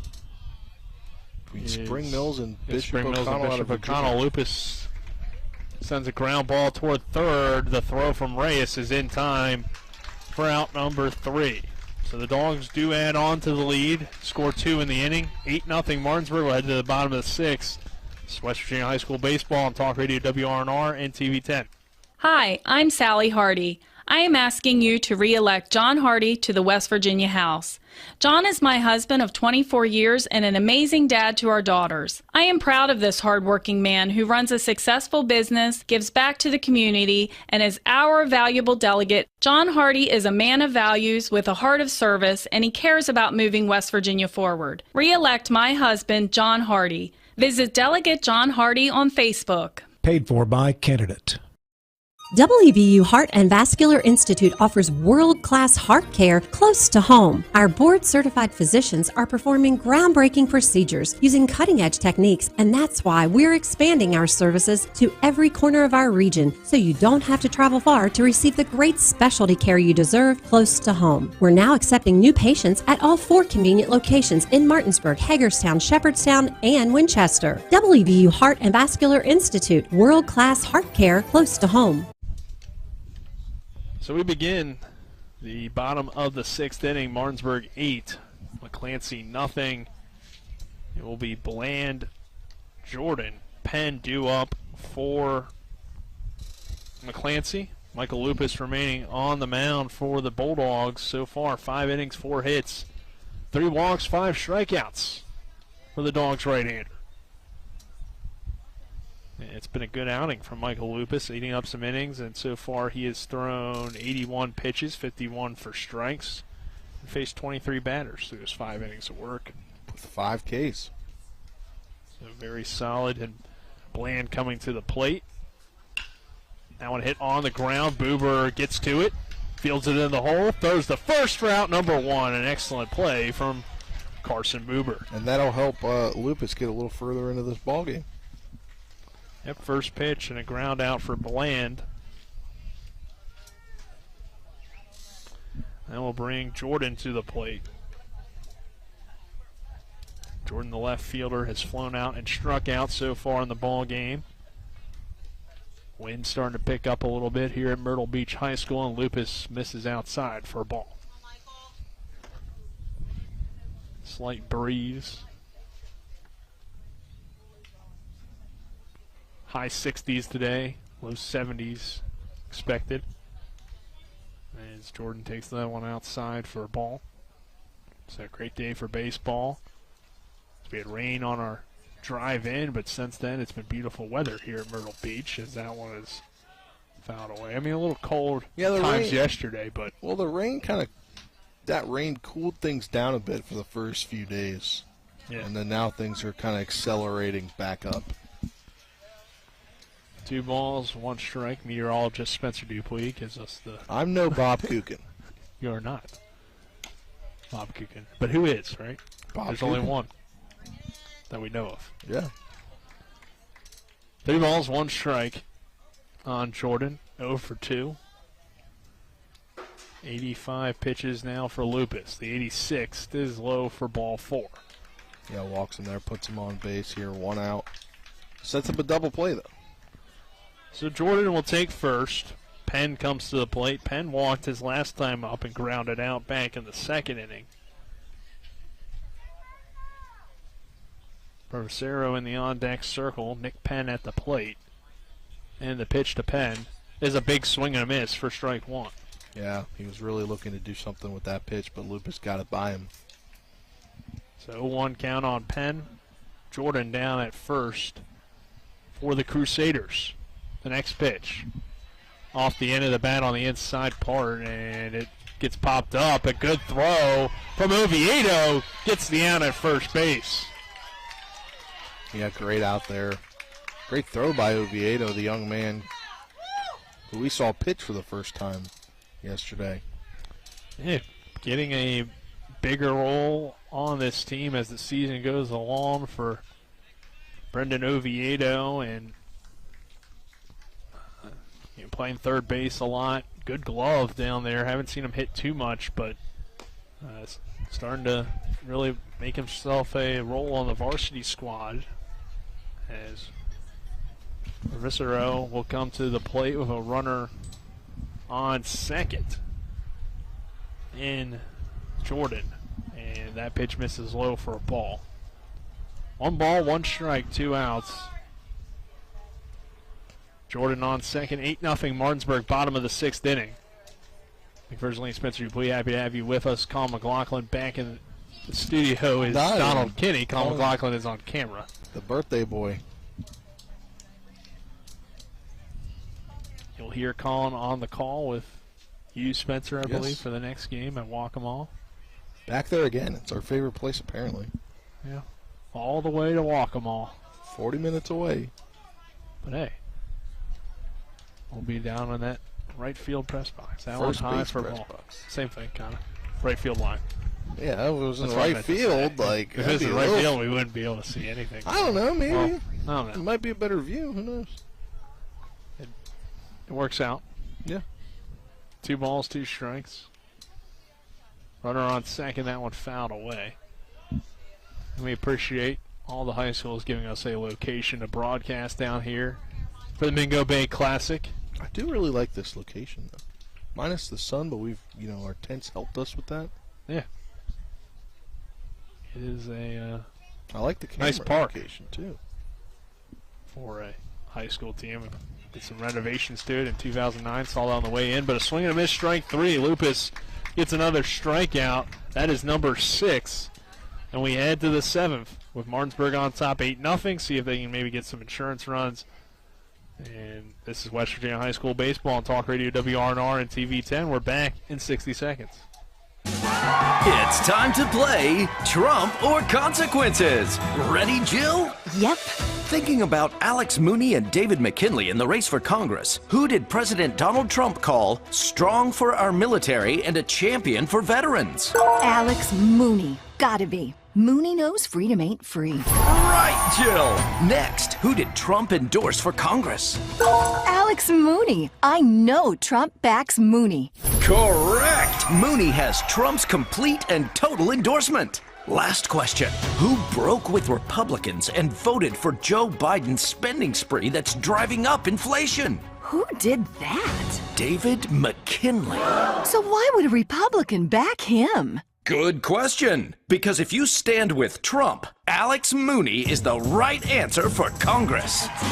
Paid for by Club for Growth Action. ClubForGrowthAction.org and not authorized by any candidate or candidates committee. Club for Growth Action is responsible for the content of this advertising. So you're good. Welcome you back to Myrtle Beach High School. McClancy trailing Martinsburg 8-0 as we head to the 7th inning. Bulldogs coming to the plate. Jordan Camby will lead things off here in the 7th. Camby, Asanovich, Paulson due up for the Dogs. Camby so far an RBI double.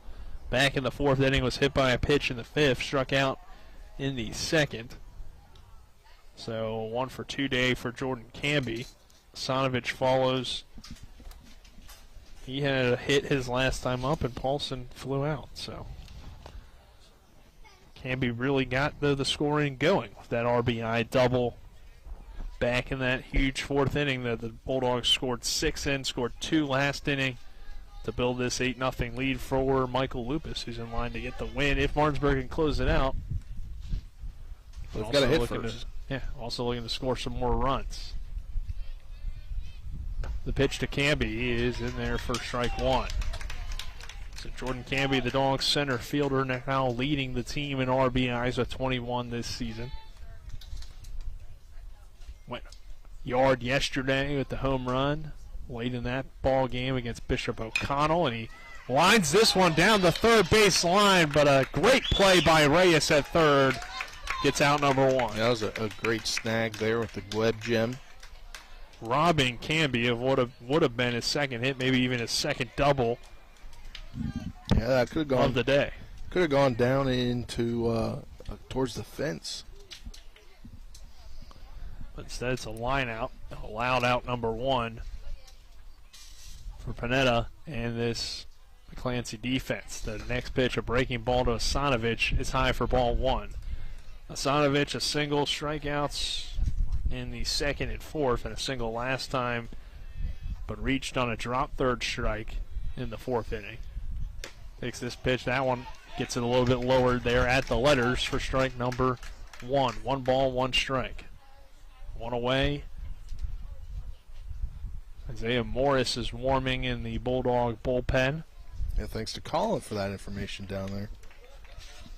Pitch missing outside. So trip was long, unless he meant the next starter. Could be Jordan Camby.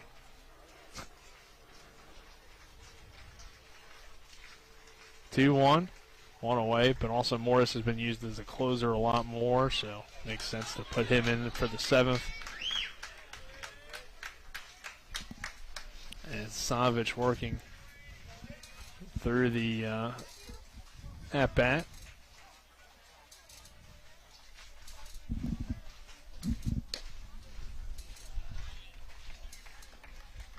Count now sitting at 3 balls and 2 strikes on Matthew Asanovich with 1 out in the inning. 8-0 Martinsburg on top. 8 hits for the Dogs. 4 hits so far for McClancy.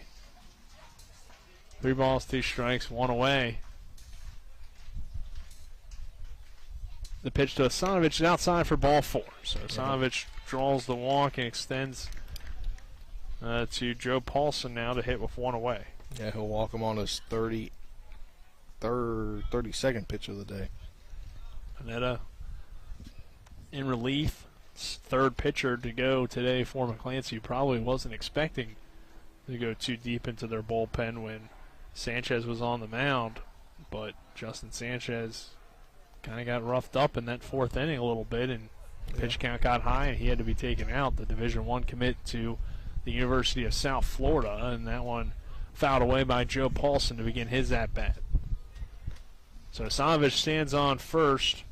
Paulson having a good day at the plate, had an RBI single, grounded out and flew out.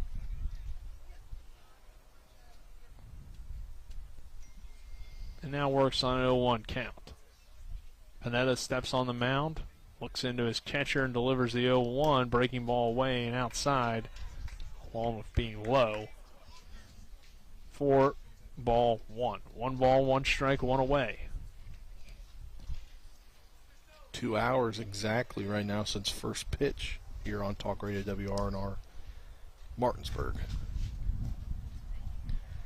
The look in, the pitch to Paulson is outside for a ball. 2 balls, 1 strike.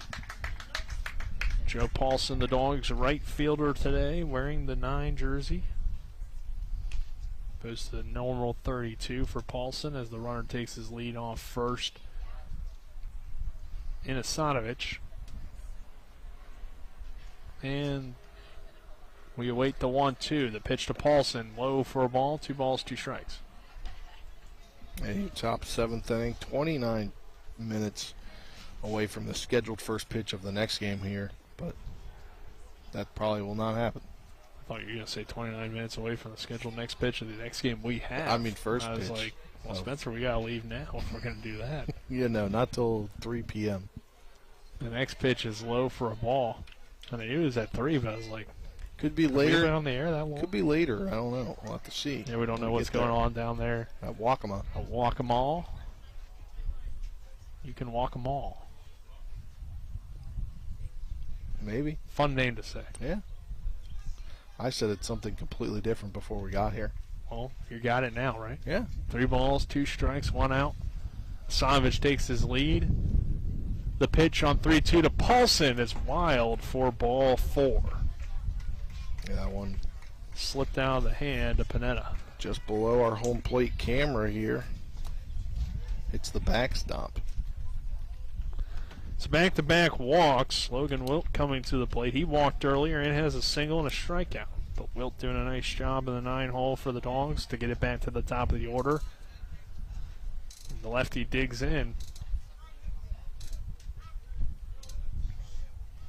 So it's like they're trying to get a courtesy runner again here. Yes, looks like Paulson will come out. They'll get the courtesy runner down there at first, and I believe that is Grove this time. Looks to be a 25. So Grove standing on first, Asanovich at second. And with 1 out, Logan Wilt coming to the plate with an RBI situation. That one misses low for a ball. Wilt struck out in the 3rd, singled in the 4th, and walked in the 6th. Scored some runs today as well. The 1-0 pitch from Panetta to Logan Wilt. The Dogs' left fielder today as it misses low for a ball. 2 balls, no strikes. Panetta's starting to struggle in this 7th inning. He was able to get Camby to line out, but it was an excellent play. It should have been a hit most of the time. That's a hit, but Reyes made a diving play down there at 3rd to force it to be an out, as that one misses low for a ball. 3-0 count on Logan Wilt. Could find another way on base for the Dogs today and put ducks on the pond for Hudson Clement at the top of the order. 2 of them on right now, and that one will miss high for ball 4. Wilt has his 2nd walk, and it's the 3rd straight walk from Panetta. Clement coming to the plate, and that will draw a mound visit. Yeah, he'll draw a mound visit here. See if he's taking him out. He's got the ball in his hand, and he is coming out. That will do it for Panetta. So we'll take another 60-second break. When we return, we'll have the new pitcher for you. Martinsburg 8, McClancy nothing. Top of the 7th inning. This is West Virginia High School Baseball on Talk Radio WRNR and TV 10. You see that new David McKinley ad? The one where he's lying about Alex Mooney? Which one?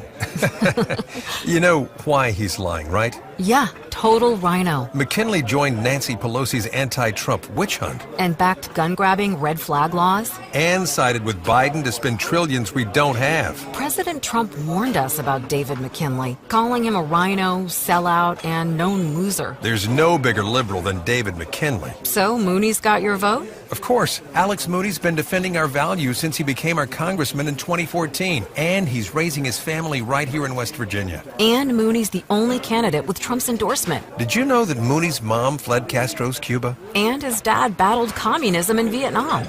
That's why Mooney's so dedicated to American values, like life and the Second Amendment. Alex Mooney's the conservative voice for West Virginia. And for America. I'm Alex Mooney, and I approve this message. Paid for by Mooney for Congress 2022.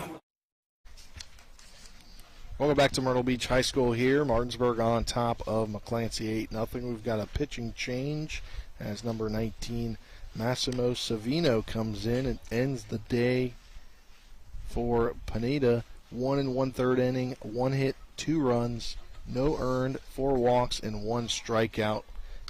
That was a pitching change brought to you by the Heffley Motor Company at 993 Hedgesville Road in Martinsburg. You're local, we're local, so why not buy local? I ride with them, so you should too. Now back with Nick for the play-by-play. Thank you, Spencer. Bases loaded for the Bulldogs. Hudson Clement coming to the plate, top of the order after 3 straight walks. Asanovich walks, Paulson walks, and Wilt walks. Grove is on second, running for Paulson. Asanovich is on third, and Wilt is on first. Clement at the plate takes the first pitch for ball 1. Hudson Clement today having a good day. 2 hits, an RBI, and a walk, and a strikeout. 2 steals. As he approaches that all-time steals record for Martinsburg, and he'll swing and pop that one foul. Batting above 400, approaching a 500 average again on the year is Hudson Clement,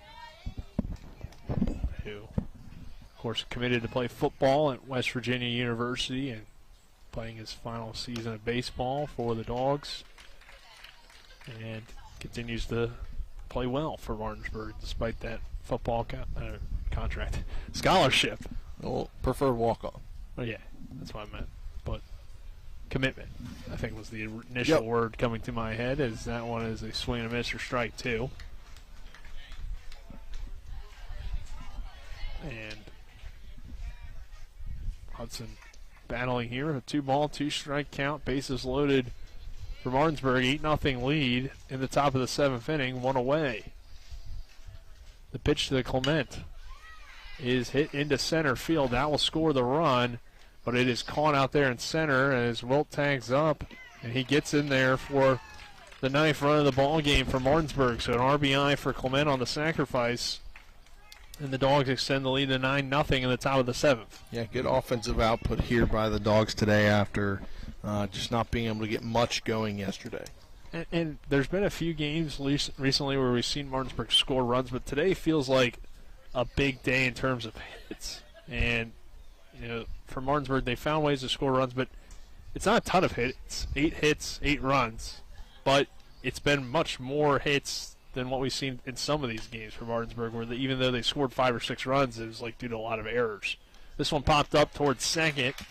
Penn makes the play for out number 3. We'll head to the bottom of the 7th. Martinsburg gets another run, 9-0. Bulldogs on top. They do strand a few on the base paths, and we'll head to the bottom of the 7th. This is West Virginia High School baseball on Talk Radio WRNR and TV 10. Ever try to collect on an insurance claim? Perhaps a homeowner's claim, auto accident, or fire. Insurance companies collect money from you for protection should something bad happen. And when it does, they don't want to pay, or they offer too little. At Mansion Ferretti, we have an attorney who worked defending insurance companies and knows all the dirty tricks they play to deny or lowball your claim. Call us today for help in getting what you really deserve. Mansion Ferretti, when you need justice. Not sure where to go or who to trust with your flooring project? And start with Trips Flooring, proudly serving the area for more than 25 years, specializing in floor sanding and refinishing, along with installation of new flooring, including hardwood, tile, vinyl, laminate, carpet, and the hottest trend in flooring, luxury vinyl tile and luxury vinyl plank. Are you on a budget? Check out their warehouse, cash and carry, or call 304-229-7009, or visit them online at tripsfloorsanding.com. Welcome back here to Myrtle Beach High School. Martinsburg on top of McClancy 9-0. We've got a pitching change. Those brought to you by the Heffley Motor Company, located at 993 Hedgesville Road in Martinsburg. You're local. We're local, so why not buy local? I ride with them, so you should too. Isaiah Morris comes in to pitch to try and close things out. Well, shut the door, I guess. 9-0 lead. So far this season, 11 2/3 innings pitched, 6 games, 1 start. He's faced 51 batters, 2-0 record. And he has allowed 4 hits, 3 runs, 2 earned, 12 walks, 19 strikeouts. And his ERA is 1.2. And that closes the day on Michael Lupus's day. Lupus, 6 strong innings, 4 hits, no runs, no earned, 4 walks, 6 strikeouts, 95 pitches, 59 for strikes, and he faced 27 batters. Back to Nick with the play-by-play. Thanks, Spencer. We'll reset the Dongs defense for you. So Walker Hall checks in for Oviedo. Morris moves from first to the mound, and Lupus moves from first to third. The mound. He moves from the mound. I said Morris moves from first to the mound. Yeah, and then you said Lupus moves from first to third. Oh, my bad. Yeah. I didn't realize I said that. But he moves from the mound to third, so it's just a little hop, hop, hop. Right? He hops from the dugout. This one hit on the ground toward Lupus. He'll test that arm and fire to first for out number 1. So the hot corner gets involved early on as Reyes grounds out. And 1 pitch, 1 out there for Morris. So reset the defense for you. Is Sifford behind the plate. Lupus down there at third. Clement at short. Buber on second, or at second. And Hall at first. And then left to right in the outfield, Wilt, Camby, and Grove now in right for Joe Paulson. So Paulson's day is done as well, as that pitch is in there for a strike.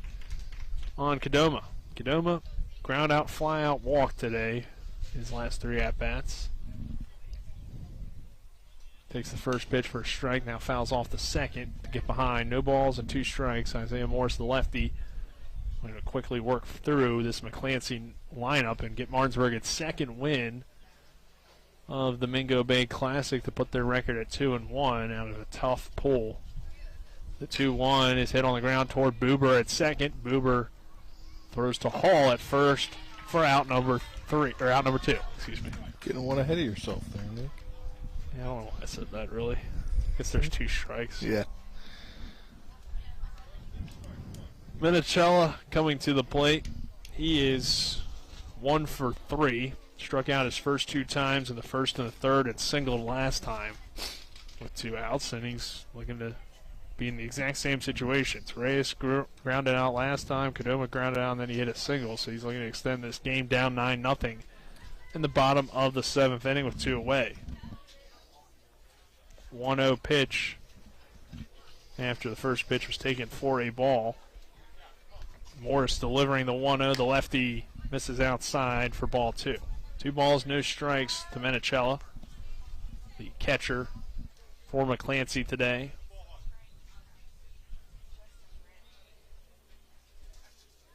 That pitch is low and outside for ball 3. So Isaiah Morris falls behind, 3 balls and no strikes with 2 outs in the inning. Bottom of the 7th, the 3-0. Swing and a miss for strike 1. Yeah, I don't know that from what I can see right here, I don't know that pitch would have been a strike. Kind of looked a little outside and low. Yeah, I thought it was going to be outside a little for that pitch as well, as Morris gets that one to be popped into left field. Going back is Wilt, and he makes the play on the run at the warning track for out number 3. Martinsburg goes to 2-1 at the Mingo Bay Classic with the 9-0 win over McClancy. And we will be back for the Palace Lounge post-game show after this. This is West Virginia High School Baseball on Talk Radio WRNR and TV 10.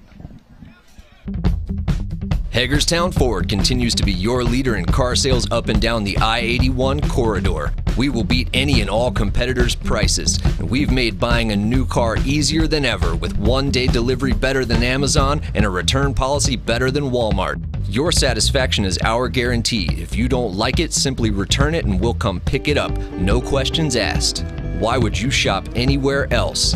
At Hagerstown Ford, we take great pride in our community and supporting our local student athletes. That's why Hagerstown Ford is the official car dealership of Shepherd Rams quarterback Tyson Bagent. Our remote buying process has made new car shopping so easy, you'll never even set foot in a dealership. Simply go to HagerstownFord.com and click on the car you want to buy it, or use the Axle Auto app. It's that easy. You can order your new car on any device. Go to HagerstownFord.com and get your new car signed, sealed, and delivered from Hagerstown Ford.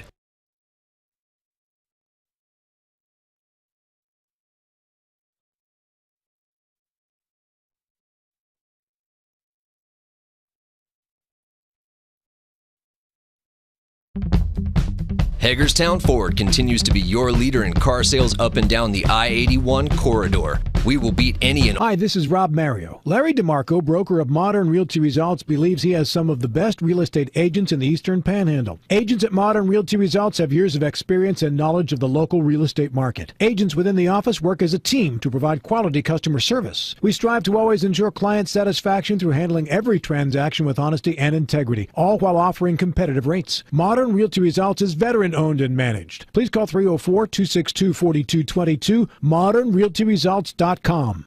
When will I be able to retire? How do I make the most of the money I have? How do I leave a lasting legacy to my loved ones? I'm Philip McCoy, financial advisor with the Mirius Group, a private wealth advisory practice of Ameriprise Financial Services Incorporated. Call us today at 304-263-4343 to help you make the most of your financial future. Our office is located at 1270 Winchester Avenue, Martinsburg, West Virginia. The game may be over, but don't go away just yet. We've got a complete game recap, analysis, stats, the player of the game, and we'll prepare you for our next broadcast. All on the postgame show. Today's game broadcast has been brought to you by Cody's Auto Body, Laddie's Bar and Grill, Trips Flooring, The Mortgage Center, Gary Kelly Allstate Insurance, Burke, Schultz, Harmon, and Jenkinson, the Heffley Motor Company, the Palace Lounge, Farmers and Mechanics Insurance Companies, Milestone Realty, and by WVU Medicine, Berkeley, and Jefferson Medical Centers. So let's return to the field and rejoin our Talk Radio WRNR broadcast team. When you got a D1 kid on the mound like that, that's upper 80s with the changeup and curveball that he had, you know, you figure runs are going to be a premium. We botched that. Camby says, so what? Hits a ball to the gap, and you know, after that, I think we just realized that we could play with anybody today, and super proud of them. Michael Lupus threw a gem for you guys on the mound. 6 innings, just 4 hits. Gave up 4 walks, but 6 strikeouts for him.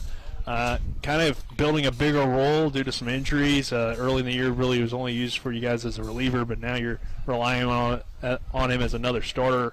What have you seen from Michael Lupus, and what can you say about his performance today? Can't say enough about what Michael Lupus did today, man. He came, he filled the zone up all day, threw strikes, was ahead of hitters.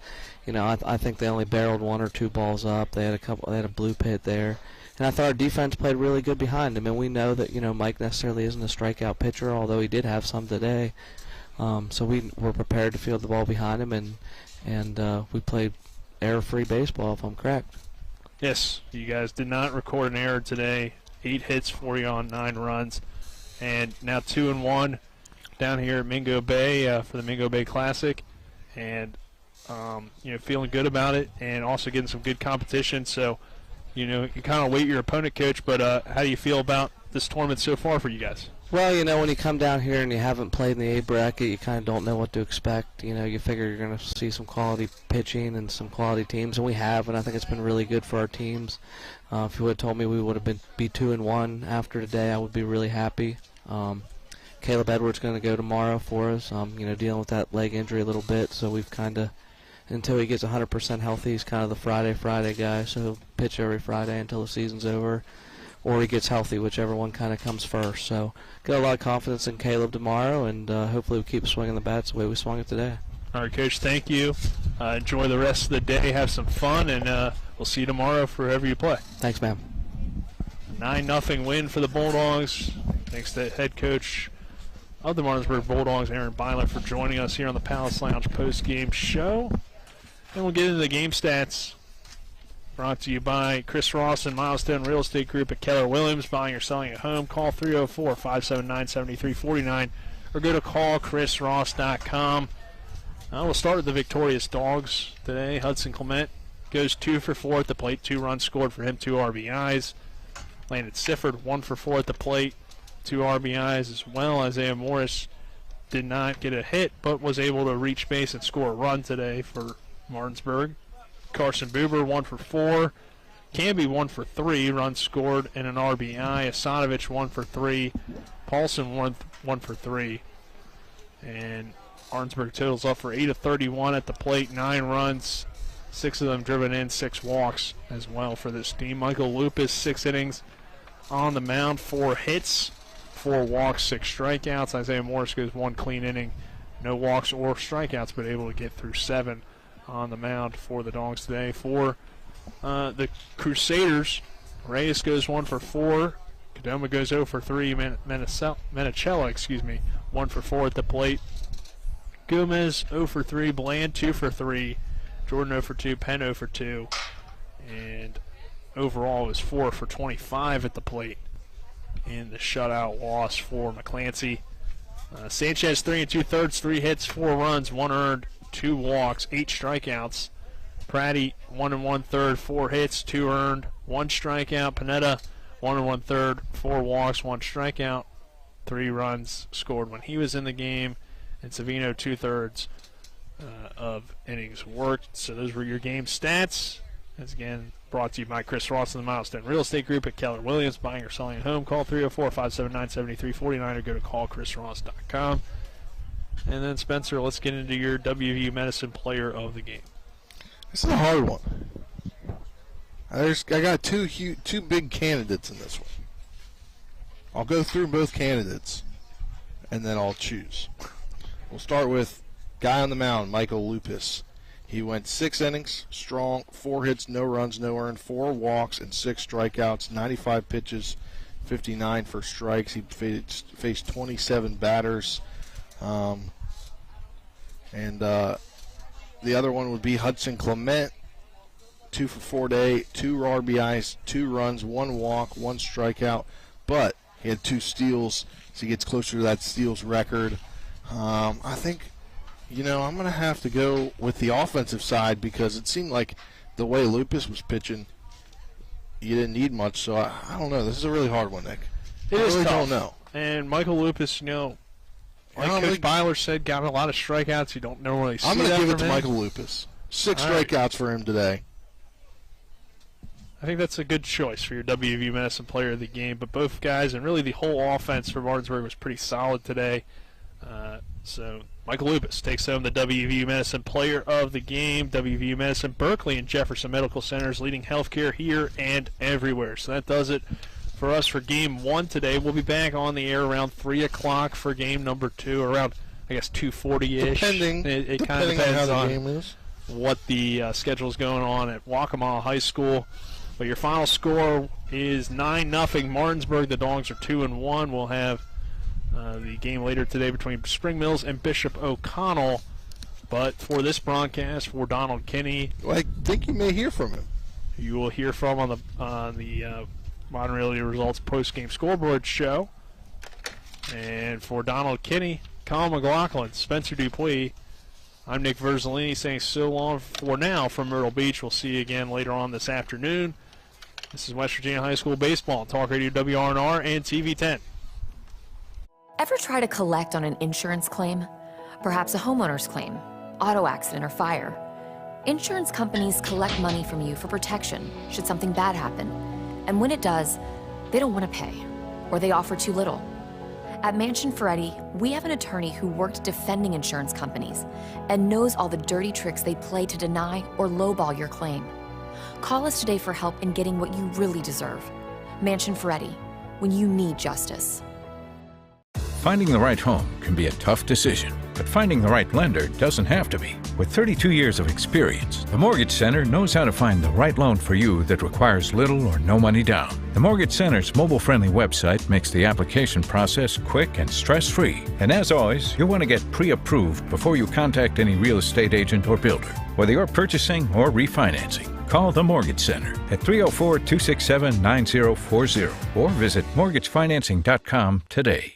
The Palace Lounge in Martinsburg has a brand new list of daily specials. Monday, stop on in for burger night or enjoy a nice juicy steak every Tuesday and Wednesday. The Palace Lounge also offers freshly steamed shrimp Thursdays and chef specials every Friday and Saturday. Sunday is all-day breakfast and there are drink specials daily too. So come enjoy the Palace Lounge. You can find them on Facebook or call 304-267-7520. The Palace Lounge is located at 1350 Edwin Miller Boulevard. Are you at risk for a heart attack or stroke? WVU Medicine would like to remind you it's important to recognize the signs and symptoms so you can seek medical attention fast. The acronym FAST stands for F, face drooping, A, arm weakness, S, speech difficulty, and T, time to call 911. If you are having a stroke, get medical attention right away. Immediate treatment may decrease the risk of disability and prevent death. This important message is brought to you by WVU Medicine. Looking for some nightlife? Then look no further. Laddie's Bar and Grill has a full bar and kitchen, pool table, and entertainment with great food at affordable prices. You can dine in or carry out by calling us at 304-263-5233. Laddie's is open Monday through Saturdays from 8 a.m. to 3 a.m. and Sundays from 10 a.m. to 3 a.m. We serve breakfast all day long, and our lunch and dinner specials are posted every day on our Facebook page. So stop on in to Laddie's Bar and Grill, located at 107 Lutz Avenue in Martinsburg. Mayhem is everywhere. I'm your new bangs, and you can't stop staring at me. That's it. Just tilt the rearview mirror over here. And while you're checking me out more times than a library book, your car is wandering into that lane over there. More bangs? Neat. And if you've got cut rate insurance, you could be paying for this yourself. So get Allstate. Call Martinsburg Allstate agent Gary Kelly today at 304-263-4596. Hi, and welcome back. I am Donald Kung Fu Kenny, and this is the Modern Realty Results post-game scoreboard show, brought to you by Modern Realty Results. Larry DeMarco and his experienced team handle each and every transaction with honesty and integrity. ModernRealtyResults.com. All right, so I am not your normal sports guy. I tried to do a last-minute fill-in for the scoreboard show yesterday and apparently was not successful in turning on the microphone. So today is my redo. So we're going to try it one more time. And hopefully we've got sound today and everything is going as it should be. I just got a thumbs up from the control room. We've got sound today. We are making progress. We are breaking new ground in having audio on the radio. So baseball scores for today. Well, there's not any scores yet because we're the only ones playing baseball at like 9 or 10 a.m. in the morning. All the big boys are waiting until after lunch to do that. And they will begin at 1:10 with the White Sox versus the Guardians. At the same time will also be the Yankees versus the Tigers, the Giants versus the Mets. Then at 1:35, you've got the Blue Jays versus the Red Sox. At 2:10, you've got the Twins versus the Royals. At 3:37, don't tune in at 3:38 or you'll be too late. 3:37, it's the Orioles versus the Athletics. 4:05, you've got the Diamondbacks versus the Nationals. Then a little bit later in the evening, 6:40 p.m., you've got the Cardinals versus the Marlins. 7:40 p.m., Pirates versus the Cubs. 9:40 p.m., the Rangers versus the Mariners. And those are your baseball games of the day. 421-22 DK on the Scoreboard show. I hope you've enjoyed it. For all of us here at TV10 and Talk Radio WRNR, I am Donald Kinney, your Kung Fu Scoreboard extraordinaire. We've got Avery, the no longer intern, back in the newsroom. And, of course, on location at the Mingo Bay Classic, Spencer Dupuis, Nick Verzolini, and Colin McLaughlin.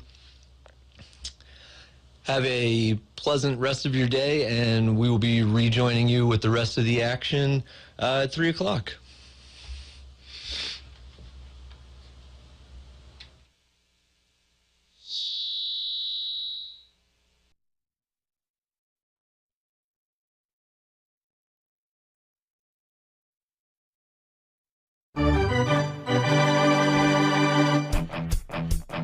You've been listening to West Virginia High School Baseball. Today's game broadcast has been brought to you by Bechtel Jewelers, the Brown Funeral Homes and Cremations, CMA Honda of Winchester, Hagerstown Ford, the Mansion Ferretti Law Firm, the Mountaineer Grill and Pub, the Mirius Group of Financial Advisors, Orsini's Home Store, Kent Parsons Ford of Martinsburg, Modern Realty Results, and the Skinner Law Firm. For the continued excitement of high school, college, and Major League Baseball, keep it tuned to FM 106.5, AM 740, Comcast Cable Channel 10, and online talk radio WRNR.com. All rights reserved.